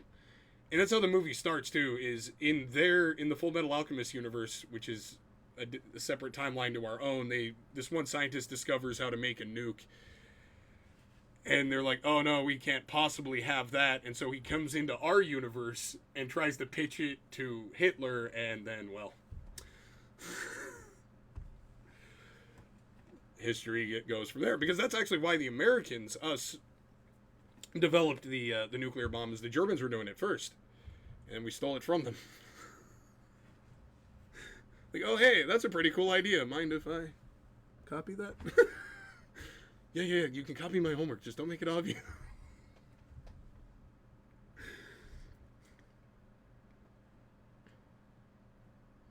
There actually in you probably know this. There is a World War One in the lore.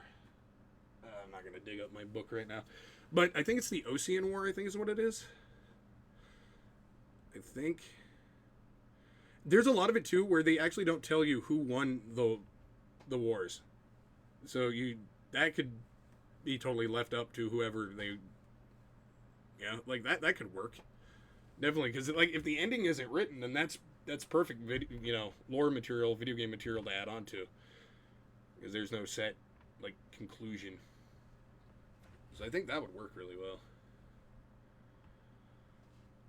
It'd be a fun game. And see, again, I it'd be cool like with a World War II, World War One, either one multiplayer because they had gunners in both. That would be cool to have like co-op, competitive co-op, whatever. Where like in Battlefield 1 you could have a pilot and a gunner. That would be pretty cool. I'd love to see that. And I would love if they would go back to having at least just have it as an option. Just have the score attack mode as an option. I love it. I hated the predatory microtransactions. That game was one of the most evil, most predatory microtransaction games in history. But Ace Combat Infinity had the best multiplayer aside from that, in my opinion. Because it wasn't just constant missile alerts ringing in your ear. It was actually just playing the game, but playing it better than that guy. Really harkening back to its arcade roots, where you're trying to outscore, the guy on the arcade cabinet and write your name, FUK and ASS. Yeah. Like, that I miss. I was actually really disappointed when Ace Combat 7 didn't have that.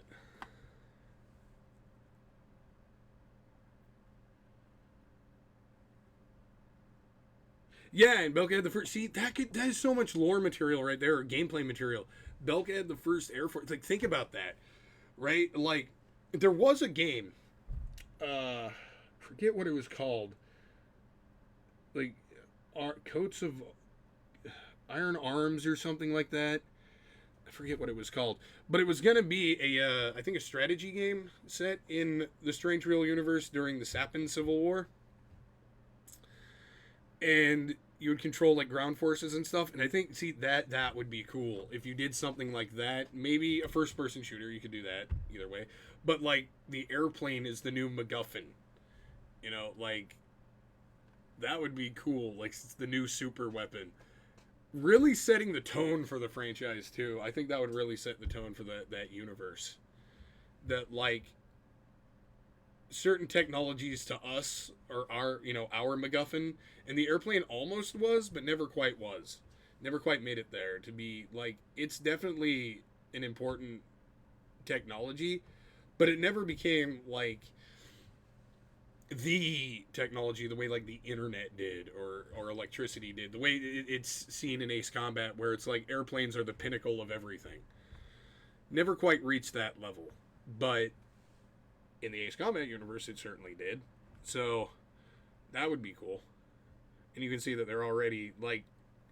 The interesting thing about the Ace Combat universe is it's super accurate with some things, and then of course it's a little ahead of the curve on other things. But I mean, that's the point. It's supposed to be futuristic. So, like, how did they know that F-16s would have tactical laser systems, and that is what the TLS, just as it's called in the game, in the 2020s? How did they know that? But it was like right after I was playing a round of or playing some missions in Ace Combat 7. There was a Lockheed commercial in my YouTube feed for the new F-16 TLS. Oh! And they predicted the collaborative combat aircraft with the UAV 45 in Ace Combat 6. But anyway, what do you say? When I say, yeah. See, that would be sick. That would be sick.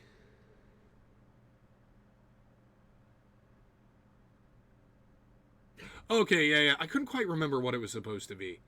I couldn't quite remember. I knew it was something. I couldn't quite. So I was off, but I remember there was something. So I'm glad you remember that, because I've been thinking about doing like an iceberg video. Because no one's done like an Ace Combat iceberg video. And if someone beats me to it, by all means, like, I wouldn't be upset at all. Is, as the beginning of my rant hours ago, it is a shame that like airplane stuff isn't appreciated more. So it'd be nice. Oh man, my eye itches. I was sleepy and my eye itches. Oh man, trying to think what to do, but yeah, that'd be cool. See, I like in the actually, let's see if I can pull it up. In the Full Metal Alchemist movie, let's see if I can find it. They have this really cool German rocket like fighter design. It seems to be based off of the Natter or Nader, however you say it. And I have a model of it, so I think this might catch your interest. I'm gonna do a video on a lot of other franchises too. Not just Halo and Sonic and Ace Combat. There's a lot of other stuff I want to cover. Come on, Cinema 4D. My favorite part about starting my animation software is how long it takes. Let's see if I can pull that up real quick. Oh, no. Oh, yes. No, wait. There. And then I'll share my screen here in just a second so you can see it. But there we go. Let us see. Let's see here. Oh, excuse me. Woo!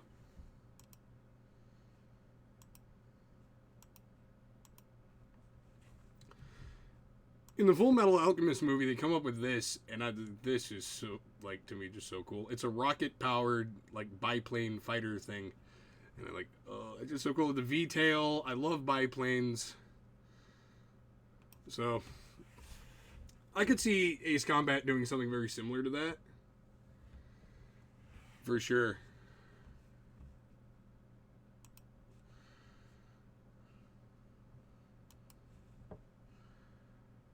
I need to save that, though.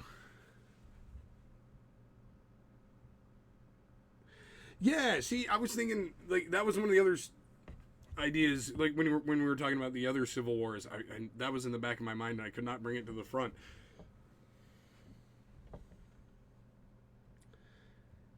Ooh. Oh, yeah, I think I know which one you're talking about. I'll have to type that in real quick, though. Remember. Because my brain is so full of things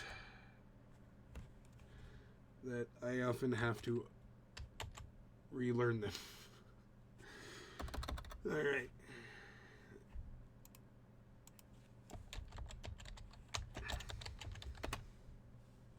Oh yeah, I have that in GTA for that reason. They have it at the. Yeah, they do. I did see it in person. Because I did go. I went to the both Smithsonian Air and Space Museums quite frequently when I was in DC. So yeah, I did see this one in person. They have such cool stuff there. The Enola Gay. Oh, that's so cool to see in person. And they have that weird, oh, what is it? I forget what it's called. It's that really beefy German plane with the pusher and puller propellers.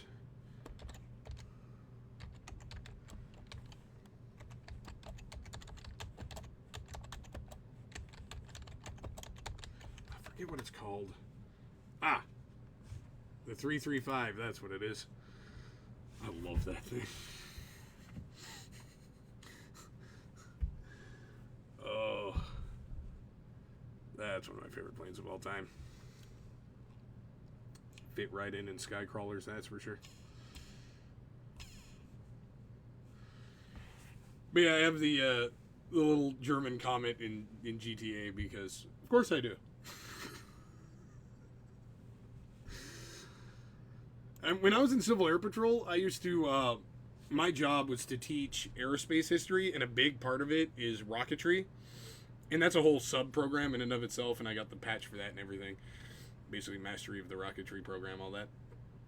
And basically, if you're teaching the history of rocketry, it starts with Chinese fireworks, and then it's basically all just Nazi stuff from that point on.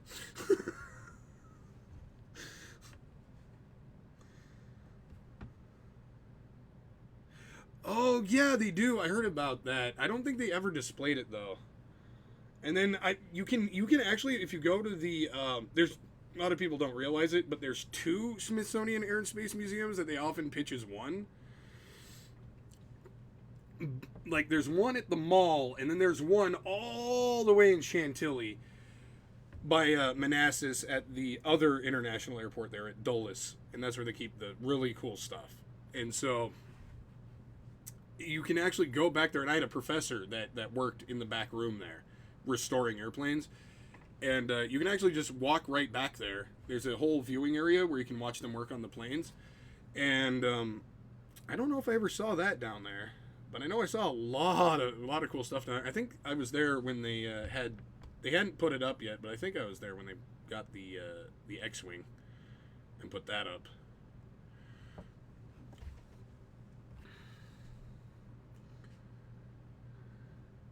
Which was a really cool life-size X-wing. That's sick. It was the Disney one, but what do you do? It's X-wing. It's an X-wing. It's an X-wing. They look more or less the same. So that was cool. But yeah, you can actually. It's pretty cool when you go to the Air and Space Museum. You can see a lot there. And one of my favorite parts about going is at both museums, the one at the National Mall, and the one at Dulles, they both have aircraft that I've actually seen fly over my house in Palmdale before they were put in the museum. So they have the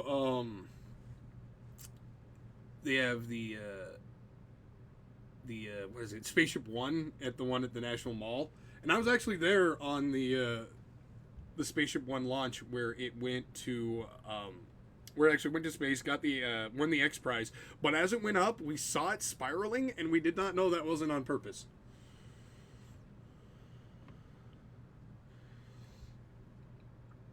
Yeah, they need to restore that thing. That is what, like, again, that plane looks like a Formula One car. Looks like one of those like long nosed drag racer cars. They need to fix it. And you know what? They moved the air races to Roswell, so they still do the air races. That would be cool to see a racing version. I know there's this really sick P-51 that they modified specifically to be a race plane. That was cool. It apparently had an engine fire. It was completely destroyed, from my understanding. But it had contra-rotating propellers, just like a Tu-95 does. That was really cool. And then they had like streamlined everything. They had made the cockpit more aerodynamic. They like it looked like if Hot Wheels made like made it their interpretation, a legally distinct version of the P-51. Like, dude, that thing's so cool. So they need to do something like that. Come on. Let's have some fun with our airplanes. We haven't had fun with airplanes, gosh, since Howard Hughes' day. Let's have fun.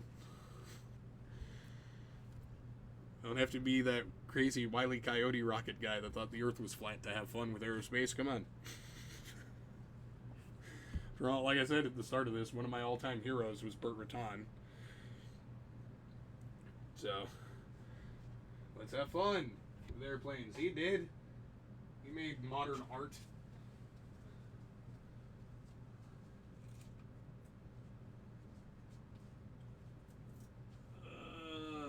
Let's see. Will this fit?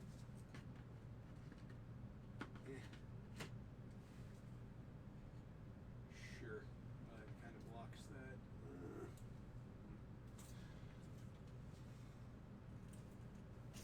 Funny. A product modeled after a product. This is a little toy from the Phantom Menace. It's supposed to be the communicator that Qui-Gon uses. And anyone that knows anything about props knows that this is just an enlarged woman's razor without the top part. That's funny. So it's a toy modeled after a razor. Interesting.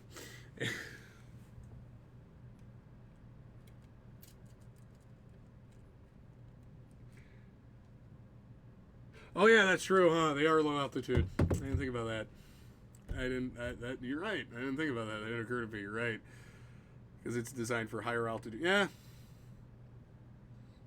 And as I noted in my experiment that I was running at the start of this stream, that actually plays an effect in Ace Combat. No, in even when that is so weird. In both game engines, in the Ace Combat engine that was used in Ace Combat 6 and in Unreal Engine, altitude plays a difference in your aircraft's performance. That's interesting. And exactly the same way too in both engines, which is fascinating. Because your aircraft will behave a certain way, like have a certain top speed below 20,000 feet. But once you reach 20,000 feet and above, your plane will actually incrementally increase its top speed depending on your altitude until you reach the ceiling altitude, in which its performance absolutely tanks. And I noticed in Ace Combat 6, the peak performance altitude was 38.5 thousand feet. That is when your jet would go the fastest, and that was as high as you could go without it then dipping in performance. So that was something that was really interesting to learn. You know, like, wonder, like, is that like a specific line of code that they programmed in, or is that, do they actually have like some kind of pseudo fluid simulation with the atmosphere, kind of? Like, I don't know how they programmed the game. I don't really know much about game design. I took a couple semesters of it, found that I didn't really care for it. I'd rather make movies.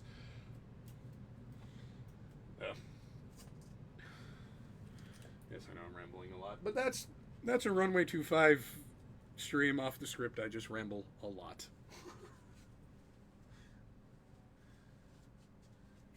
You should ask my wife. Does Brian ramble a lot? Oh, God, yes.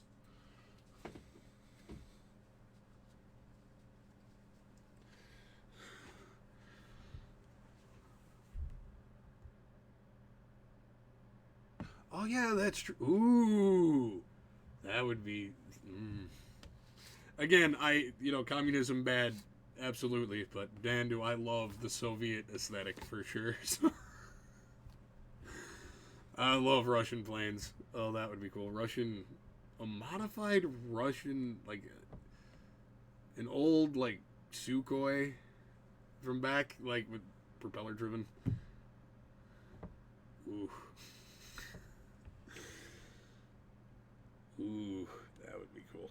I know they also did some rocket stuff too. That would be cool. That'd be cool to see. Man, yeah, there's just. I feel like Ace Combat's good, but I also feel like there needs to be a franchise that's almost. How would I put it? Like, found and explained the game. Where it's. I know that they did that with like Blazing Angels and stuff. But again, that was like one game or 2 games, I guess, a really long time ago. I think it would be really cool to see like a more modern game where it's basically all the stuff that you just see in like found and explained type videos or Rex's Hangar, that kind of thing. Like that would be sick because there's so many cool ideas I didn't even know about that existed. They're like, oh, this should be like I want to fly that plane. I want to fly it in an Ace Combat battle. Yeah, that would be sick. Oh.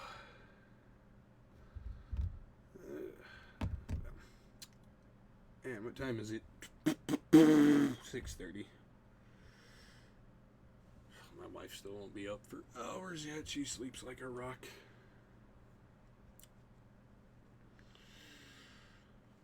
Let's see. There's nothing really to do until then, and I really don't want to work on my video right now. I feel like this character. So, if you ever watched Jimmy Neutron back on Nickelodeon back in the day, there was a character that the same guy that voices Nigel Thornberry or voiced Nigel Thornberry played, the mad scientist guy. That was basically Jimmy's opposite. And I feel like his character has gone so underappreciated because his character is a perfect example of what happens to a lot. Like, it is a known phenomenon with great minds. And I'm not saying my mind is great. I'm not trying to boost myself up. But, like, with creative minds, I should say, probably. Like, one of the big problems with, like, a creative mind is you'll reach that 85% mark. And then you'll just feel like you're done enough and you kind of want to move on to the next thing.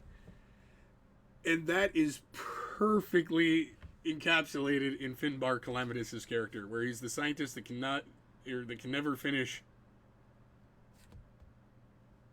anything. Yeah, see, it does, doesn't it? That should be an Ace Combat, the flying carrier.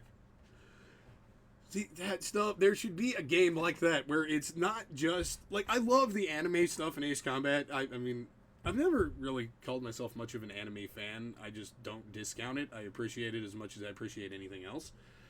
But I wouldn't say I'm, like, a weeb. But that said, though, I love the anime stuff in Ace Combat, but it would be cool to see, like, a franchise that just pulls from reality more than just the anime stuff. As much as, I mean, again, I love the anime stuff. As cheesy and as corny as it can be sometimes, Ace Combat 6 can hurt. Sometimes, that Godzilla lip syncing, oh boy. And give the king my best. God damn. Am I watching Godzilla or am I playing Ace Combat? What's happening here? Of course, I think that does, though, add a little bit of a charm to it in a weird way. And I played old Sonic games, and the lip syncing in that was. There's even a whole shot in Sonic Adventure 2 that doesn't need to exist for the English dub. So it just cuts to Eggman mouthing nothing. Because in Japanese, he'd be saying something, but in English, no. Instead of trying to find words to make it longer, to make it match, or to re-edit it, nah. We'll just have a shot where it just cuts to...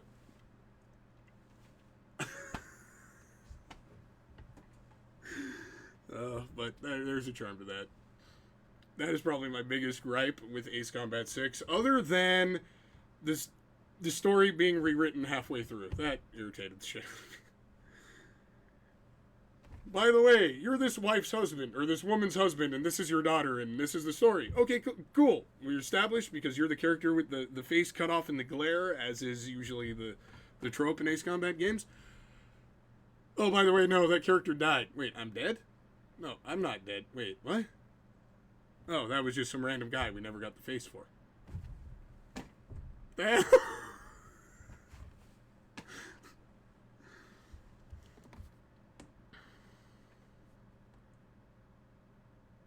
Yeah, I think you're spot on. I think you're absolutely spot on. And I think that's why there's a lot of that fandom crossover. Like, a lot of people that like Gundam like Ace Combat and vice versa. So, yeah, you're not wrong. And I think that's another reason why I think I've heard people describe Dragon Ball as basically a show about living fighter jets. So I could see, yeah, very apt analogy you made there. Very apt. Because, like I said, I've heard people describe similar things the same way.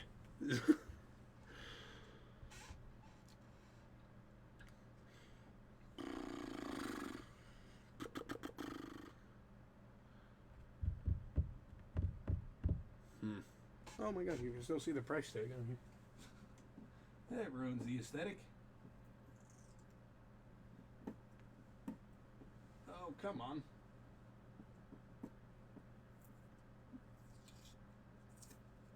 Get some alcohol. Some rubbing alcohol. Don't drink that, that'll kill you. It's funny how that works. Alcohol made one way, kill you. Alcohol that made another way, fun time. Still alcohol. Weird.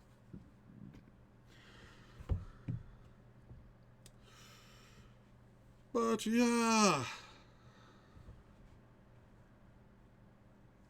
I guess while I'm here, before I go, I can give a little sneak peek of some stuff I'm working on. Just because why not? And there's a lot of stuff that's not going to make it into any of my projects. Like, my hard drive is basically 2/3 deleted scenes that don't make it into anything.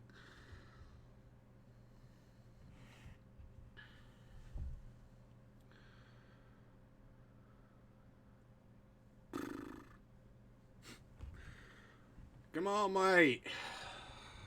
Bruv.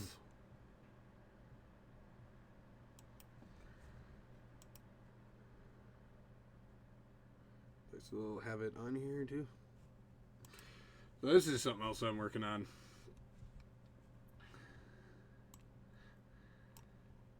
So, I don't know if you played Ace Combat X, but that is actually one of my favorite games in the franchise. There's one of the levels you can do in the branching path timeline thing is you can, you get this mission where you have to blow up these factories that are rigged with explosives. Like, so if anyone tries to break into the factory, the whole factory blows up like napalm or like a mini nuke. And you have to stop this group of morons, absolute morons that cannot communicate with. You can hear them, but they can't hear you. And they're going into all these factories that they think are abandoned. Oh, I gotta put it on screen. That they think are abandoned, and no, they're rigged with explosives, so you have to blow up the factory before the train gets there. And they keep getting to each factory, like, come on, we gotta beat the plane there. And so I had a little help from AI whip this up, but I did a lot of it myself.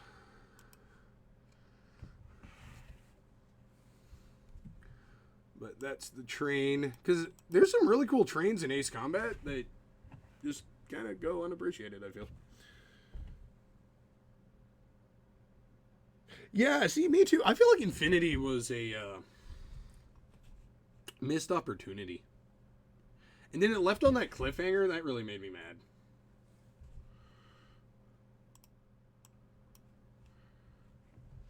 Like, Infinity was a cool concept for a game. And I like what they did there, where they mixed all the universes into one and all the stories basically into one. That was pretty cool.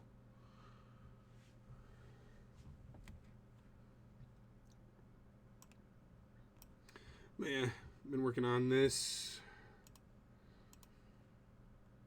I need to save.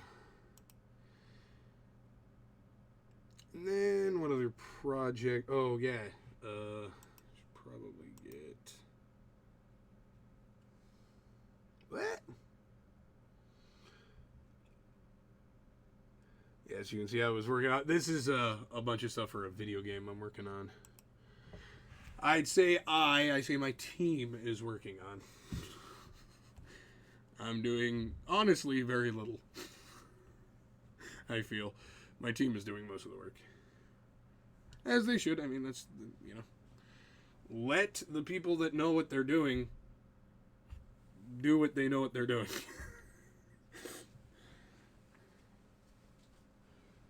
I'd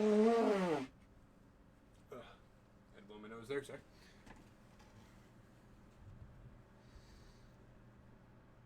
Wow. I guess that was a mistake, but this. Oh, there we go. A little sneak preview of my Halloween set, you'll see. And I think I should have. Oh, no? Did I get rid of that already?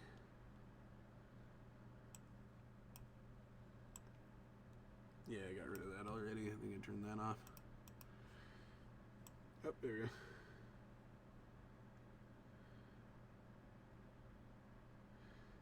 A little reference to Banjo-Kazooie.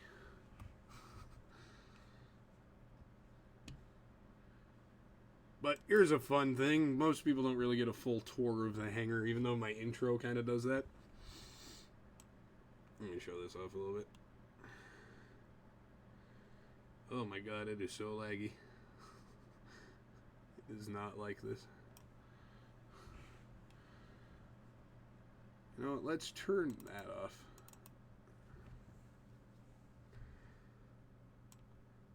I'm going to redesign all of this because I've come to the conclusion that unless I rescale everything,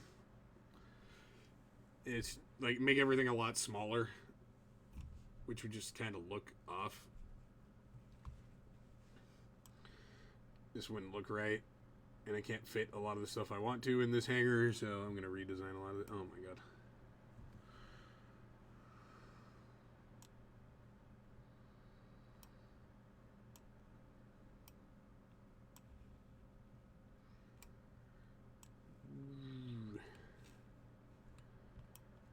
This is one of my favorite planes of all time. XC-99. Made out of an old, was it the B-36, I think? Had the 6 backwards pusher propellers.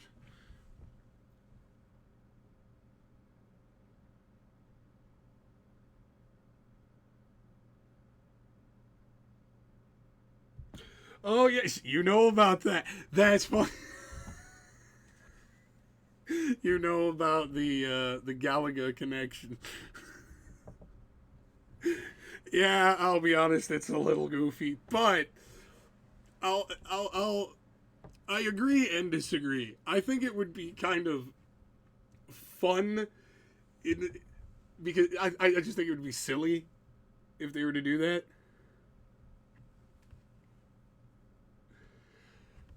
Oh, which Gundam core? I don't actually have anything from Gundam in here yet, but I do have a shuttle, one of the space shuttles I'm planning on adding to here when I do a video on it. But these are all from Sonic here.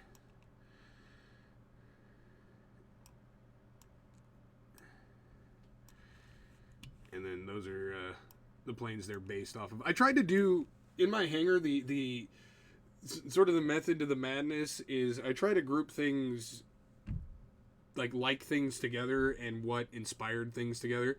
And so because these planes are all inspired by MiGs and Sukhois, woo-wee! Like clearly this gun plane here that really goes unnamed, Blue Eagle I think is what it's called, is clearly modeled after this, the 34, SU-34. And then you can see there's some F-15 kind of inspiration in the Sonic Generations version, which the F-15 was inspired by the, was it MiG? I always get them confused. 21? 25? I always get them confused. But these ones. And so, of course, the F-15 is there. And then I have blue and tacit blue around the F-117 there. And, dude, I only just recently saw footage of the bird of prey actually in flight. I've seen plenty of pictures of it, but I only recently saw footage of this thing. This thing just does not look real when it is in the air. It just doesn't look right. It doesn't look like it looks fake.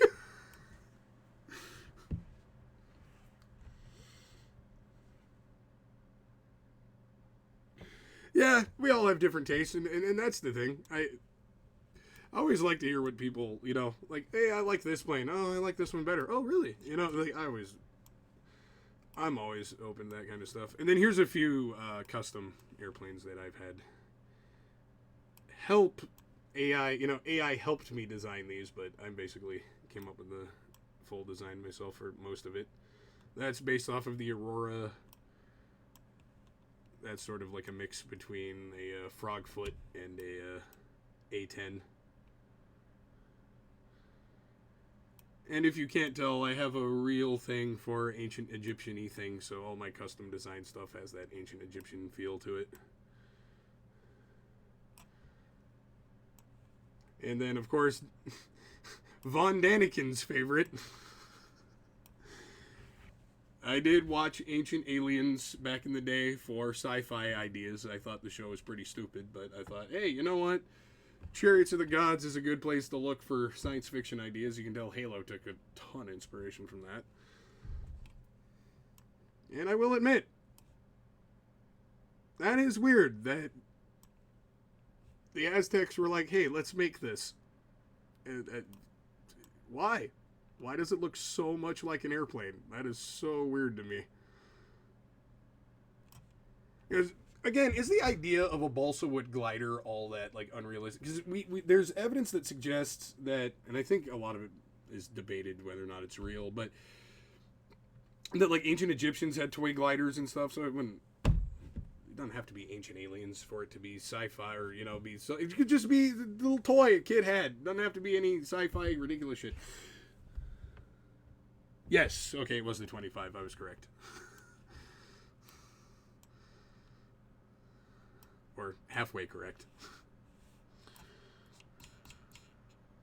Oh, and then I think this is kind of neat. Whoop. Where'd it go? And this F-22 is modeled after a real F-22 from my hometown. I actually used to see this exact one flying over my house. And here's a fun thing. I'll grab it real quick.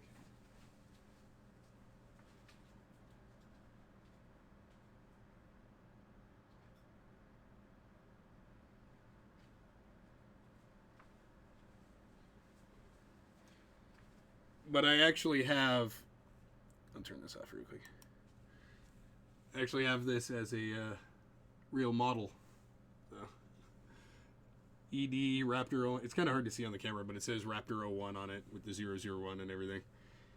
Although, you're probably smart enough to get what's wrong with this model. It's not an F-22. So technically, this is not Raptor 01. But, yeah, I thought that would be cool to slip in as many references to Palmdale as I could.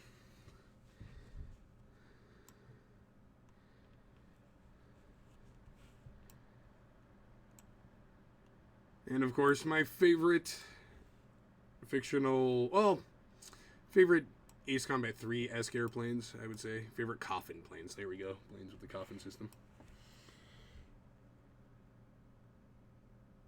Oh, yeah, that's true. It was. Yeah, see? Forgot about Stargate. Completely forgot about that. And that's inspired me a lot, too. So, and I've barely watched any of it, but yeah, why do you think I like the ancient Egypt stuff? A lot of it comes from the Stargate kind of aesthetic. And then, of course, my little homage to Civil Air Patrol. Ooh, my God. What is happening? What is happening? I've lost control of my camera. Okay. And my homage to Civil Air Patrol, since I used to fly these until I realized I got too airsick.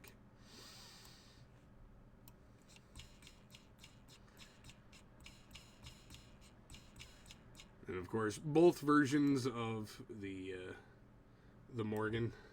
Since technically, in canon, there are two versions, the ADFX-01 and 02. And you don't get the 02 version, oh no. That one can use all its weapons at once. No, you only get the one that can use one. Yes, it's an easy giveaway to tell the difference between the F-22 and the YF-22 is definitely... It's the easiest way is the elevators in the back are a lot more pointed, and they have this weird little like inward, almost like hook thing, like talon inward. And overall, the YF-22 is a lot pointier than the full production model that has softer edges. That was something I've only noticed recently.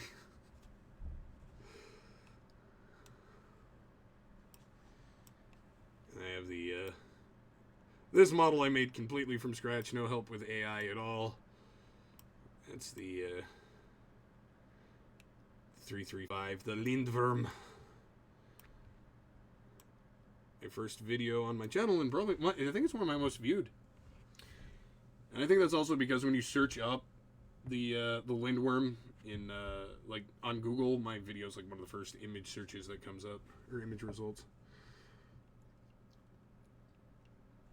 And I am a huge B-1 bomber guy. I love the B-1, so I'm looking forward to doing some videos on the one from what is that movie? Stupid movie. The Independence Day sequel.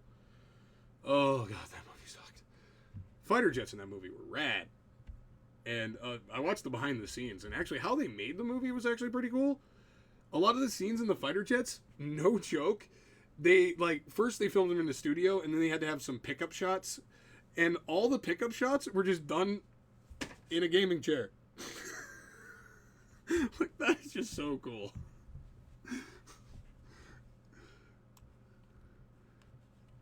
And then probably my favorite version of the B-1, the B-1R, because that was a smart name. Let's name this the B-1R.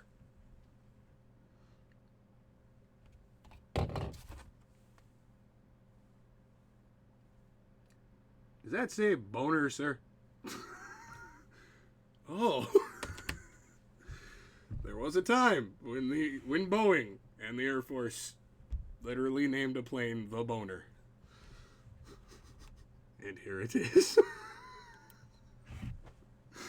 Why they thought that was a good idea, I cannot tell you. Oh, the R stands for regional. Uh-huh. Sure it does. And then I only found out recently that God, I do not know how to pronounce it. The Gerfalcon, whatever. The F-16 that's in Ace Combat 3 is actually a real F-16. I did not know that. And so I have the one from Ace Combat 3. That's the actual model ripped from the game. With a modified F-16 from Hawks to made to look like the real world equivalent. And of course, the GTA version.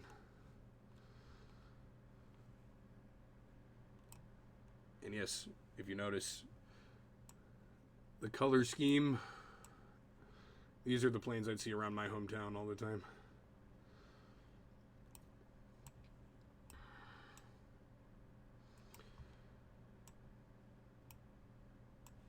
And I only just realized this, but man, do the aircraft guys at Project Aces, whoever designs the original aircraft, really likes the idea of making the B-2 into a biplane, apparently. Not that that's a bad thing, but it's funny how often this design is reused.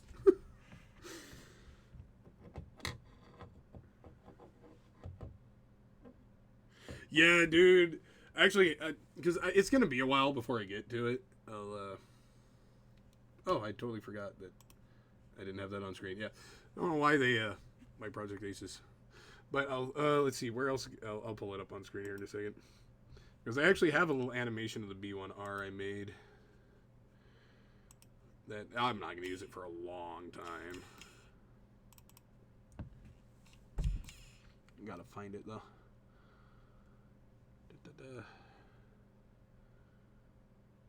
There it is.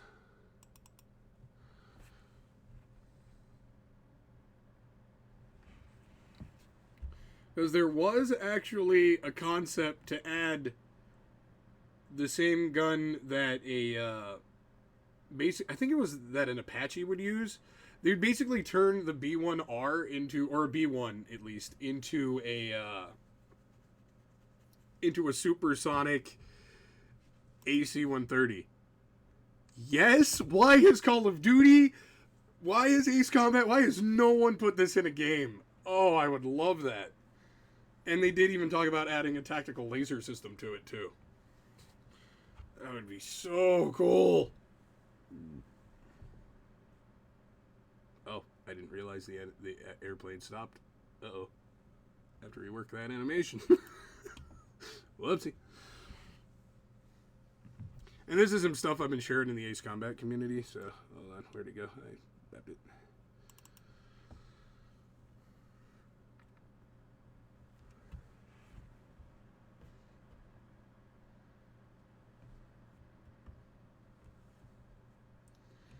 So this is all going to be part of another video and then later a series I'm working on. And then this project kind of fell through.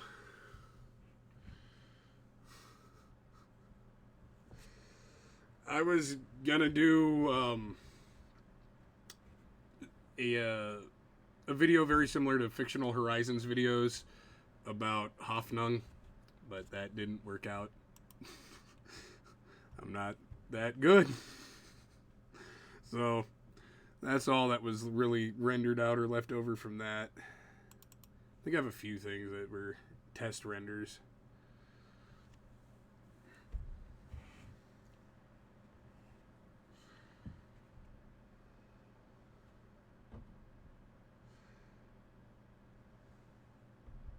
Yeah, I was going to add people here on the rooftops, you know, waving at the airplanes, asking for help. I had people down there going to the helicopters and stuff.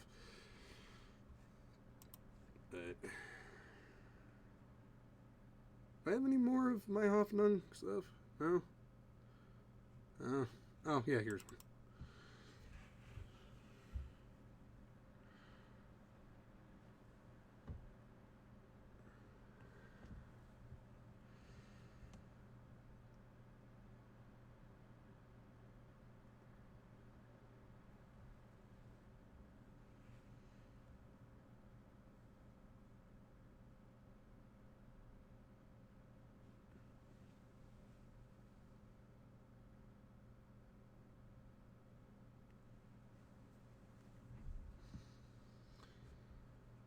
But yeah, I don't know what I'm gonna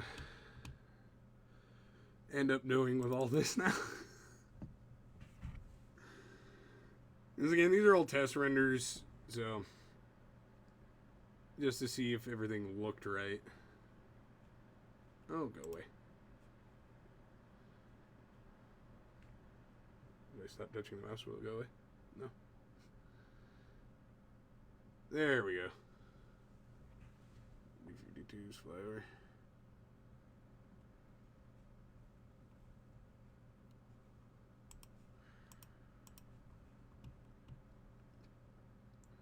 Yeah, I think that's it for Hoffnung.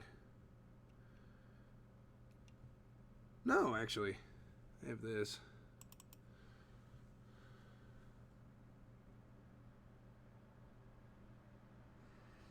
Again, a test render. This is a model actually from Ace Combat 3 that I was repurposing.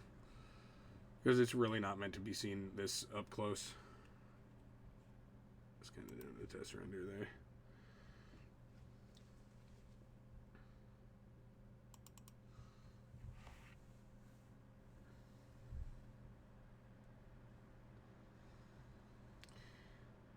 Since we all knew the Belkans are supposed to be, I thought I would take a little inspiration from who they were supposed to be when naming their vessels.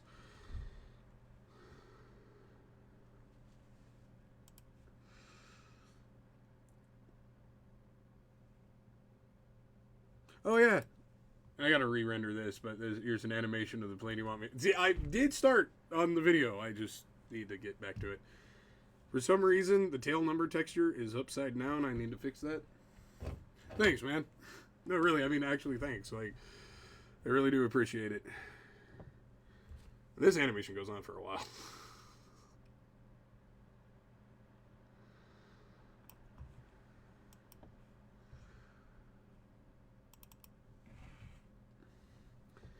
So I am working on it.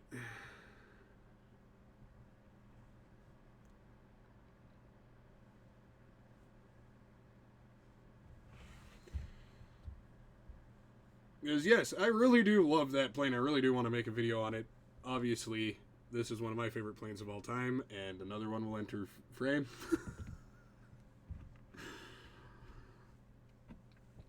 Yeah, so I love that design of, like, fusing two airplanes together. I know there's that Mustang that did that, too.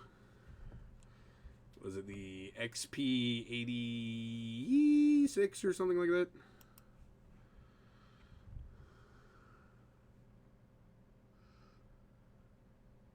And then, for shits and giggles, because I animated this, why not?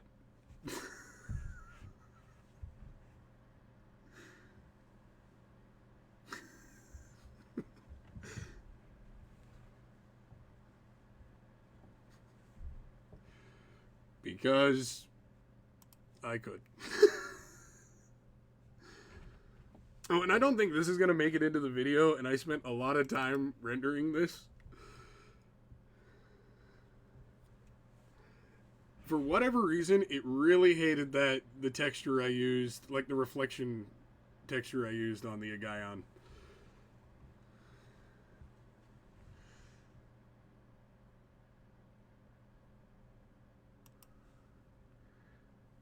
Learning how to play with clouds.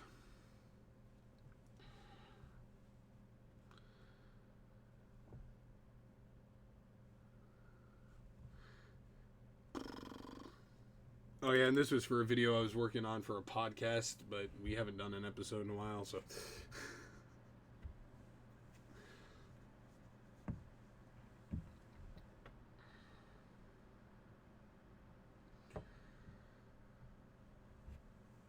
Yes, that is the Aurora there with the ED on the tail from Ace Combat 3.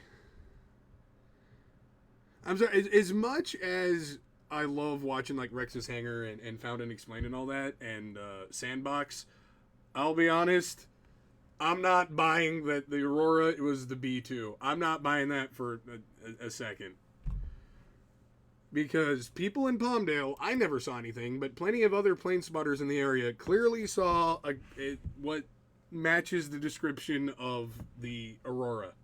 And now we have the SR-72, which again matches the description. So, no, just because some government official said, "Oh, we're not really building that," I don't. That you're the last person I'm gonna believe when someone says that. I'm definitely gonna believe an eyewitness over a government official, like any day.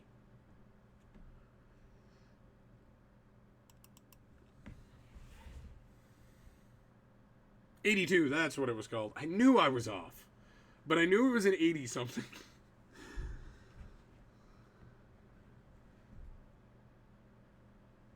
It's like one of my better special effects animations.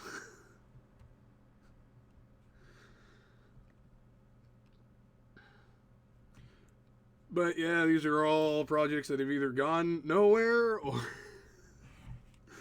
were intended to be used, and I had to cut them out.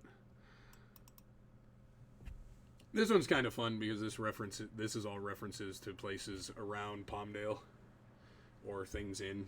There's the Yucca Man. That's the Bigfoot that's known in Lancaster.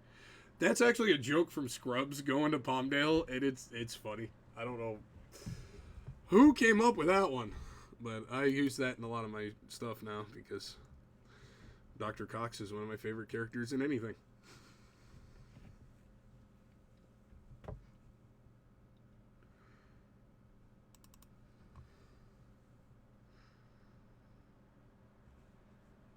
Yep, it was just a short little test animation, that's right. Yeah, it's kind of fun sharing some of this because I know a lot of it won't be seen really at all.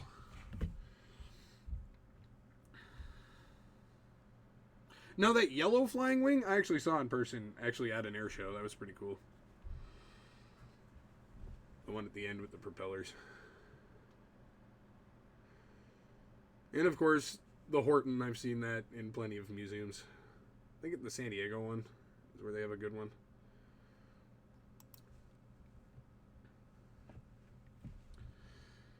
And this is fun. I actually went ahead and made, since it doesn't seem like anyone else went ahead and did that, I went ahead and made a model of, whoops, the Olds from Infinity. I want to do a video on that too. And my headcanon is that's what Pilgrim 1 is. Oh, and there's the Hubologist shuttle from Fallout. That was a scrapped intro idea. Oh yeah, and I think this was the other half of it. Yeah. Just goes by too fast. I just couldn't cram in everything I wanted to at the speed.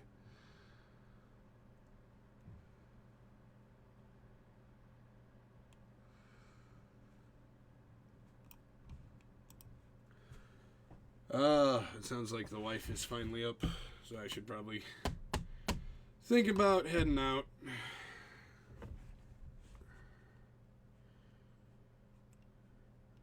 Here in a bit. I mean, how long has this stream been going? Man, 4 hours. That's longer than a lot of the guys I watch. They usually cap out at about 3.5. The dream is to one day be on Geeks and Gamers or Side Scrollers. Oh, that's the goal. The goal was originally to get on Tim Pool's show, but I kind of don't like him anymore. I don't know, when he threw his temper tantrum about not making any money on like super chats, I was like, oh, screw you. You've read my super chats. You screw you, dude. You make money on this. So, I don't know. His personality rubs me the wrong way too. I always feel like he's that. If I knew him in high school, which he never attended, good for him. I would avoid him if I was in high school, and it's not the type of person I'd hang out with. But that was the goal. Was originally get on Tim Pool's show because I love Ian. I want to hang out with Ian.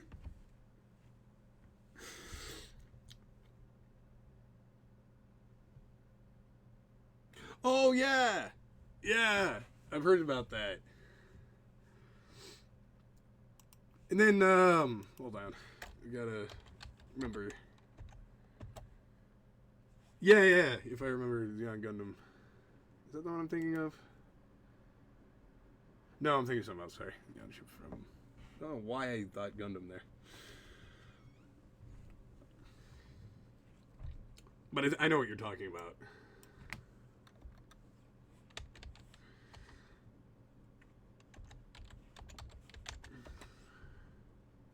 Oh yeah, it is Gundam. Yeah, I love that. That actually gives me Grander vibes, which is in again that Skies of Incursion, that iPhone Ace Combat game that doesn't exist. It looks a lot like the Grander. I'll pull that up.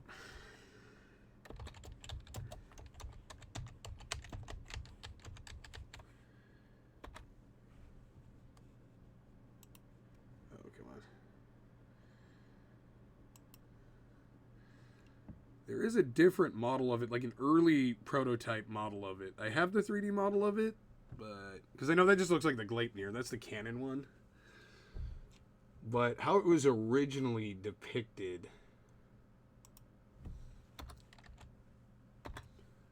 there's another depiction of it that it looks a lot. You know what? Even the XBO kind of looks like the. That's interesting. You know what? I wonder if there's any cross-pollination between the teams. Because we know that they do stuff with the Area 88.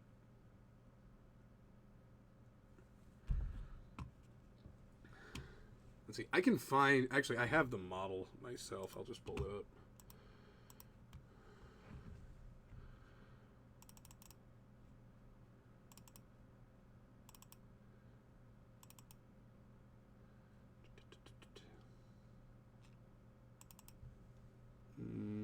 Where did I see it?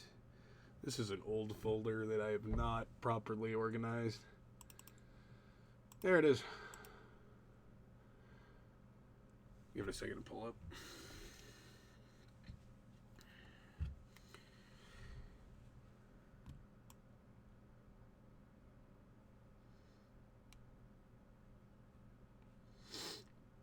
Honestly, I kind of prefer this design. I love the asymmetrical cockpit off to the side. That is so cool. But yeah, I could... It looks a lot like that, in my opinion. Go back. Yeah, you just changed the tail out. Interesting. And that is giving me strong Star Trek vibes. And then, what was it, the Captain America plane? I love that. The big flying wing at the end of Captain America. That was cool.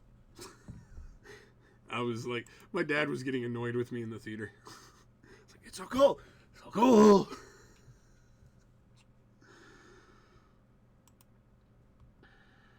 And my script for what I'm working on.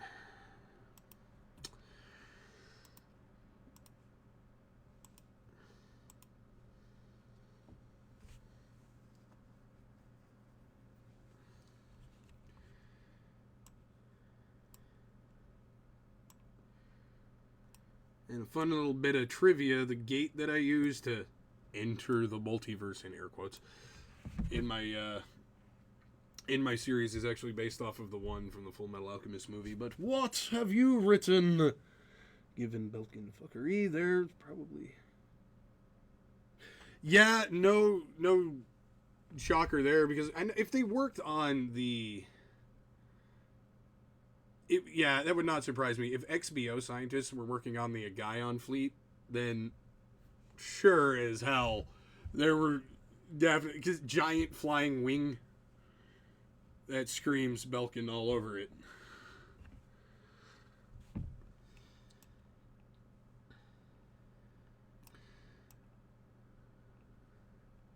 But yeah, this is the Halloween edition of my hangar. But I think after this, I'm going to try to probably make this room bigger and then have it just get rid of this area here.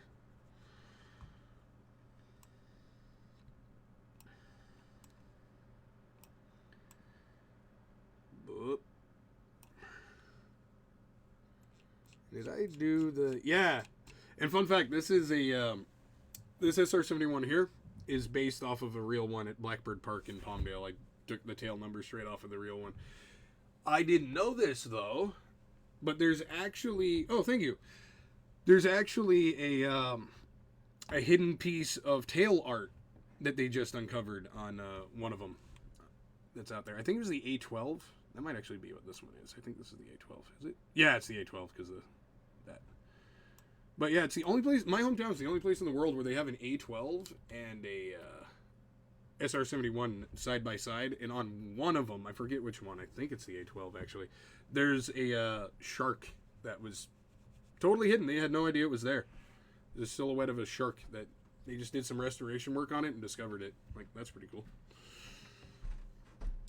Oh, his wife coming. Hello, wife. I decided to do a stream and I was caught up in a conversation with one of my viewers. So I'm still alive right now. In case you don't want to be in front of the camera, because I know you get like that sometimes. I wouldn't want to scare anybody. Because of your bed head. Yes. Who are you on the stream with? Oh, just streaming to just YouTube, but there's a guy in my audience that I've been talking to. Oh. One of my oldest subscribers, so that's pretty cool. Well, that's fun. Yep. I suppose you wouldn't want me to start the washer right now. No, I'm actually about to hop off, so. Okay, because I'm going to start some laundry. Yeah, you probably should. We're out of towels. Yeah. No, the towels are done. The rest of it I'll get to go on. Yep. Alright, well, I think I'm going to head off for now. It was awesome conversation, Vinland. So, thank you for keeping me company while I cleaned up my room a bit and babbled like an idiot.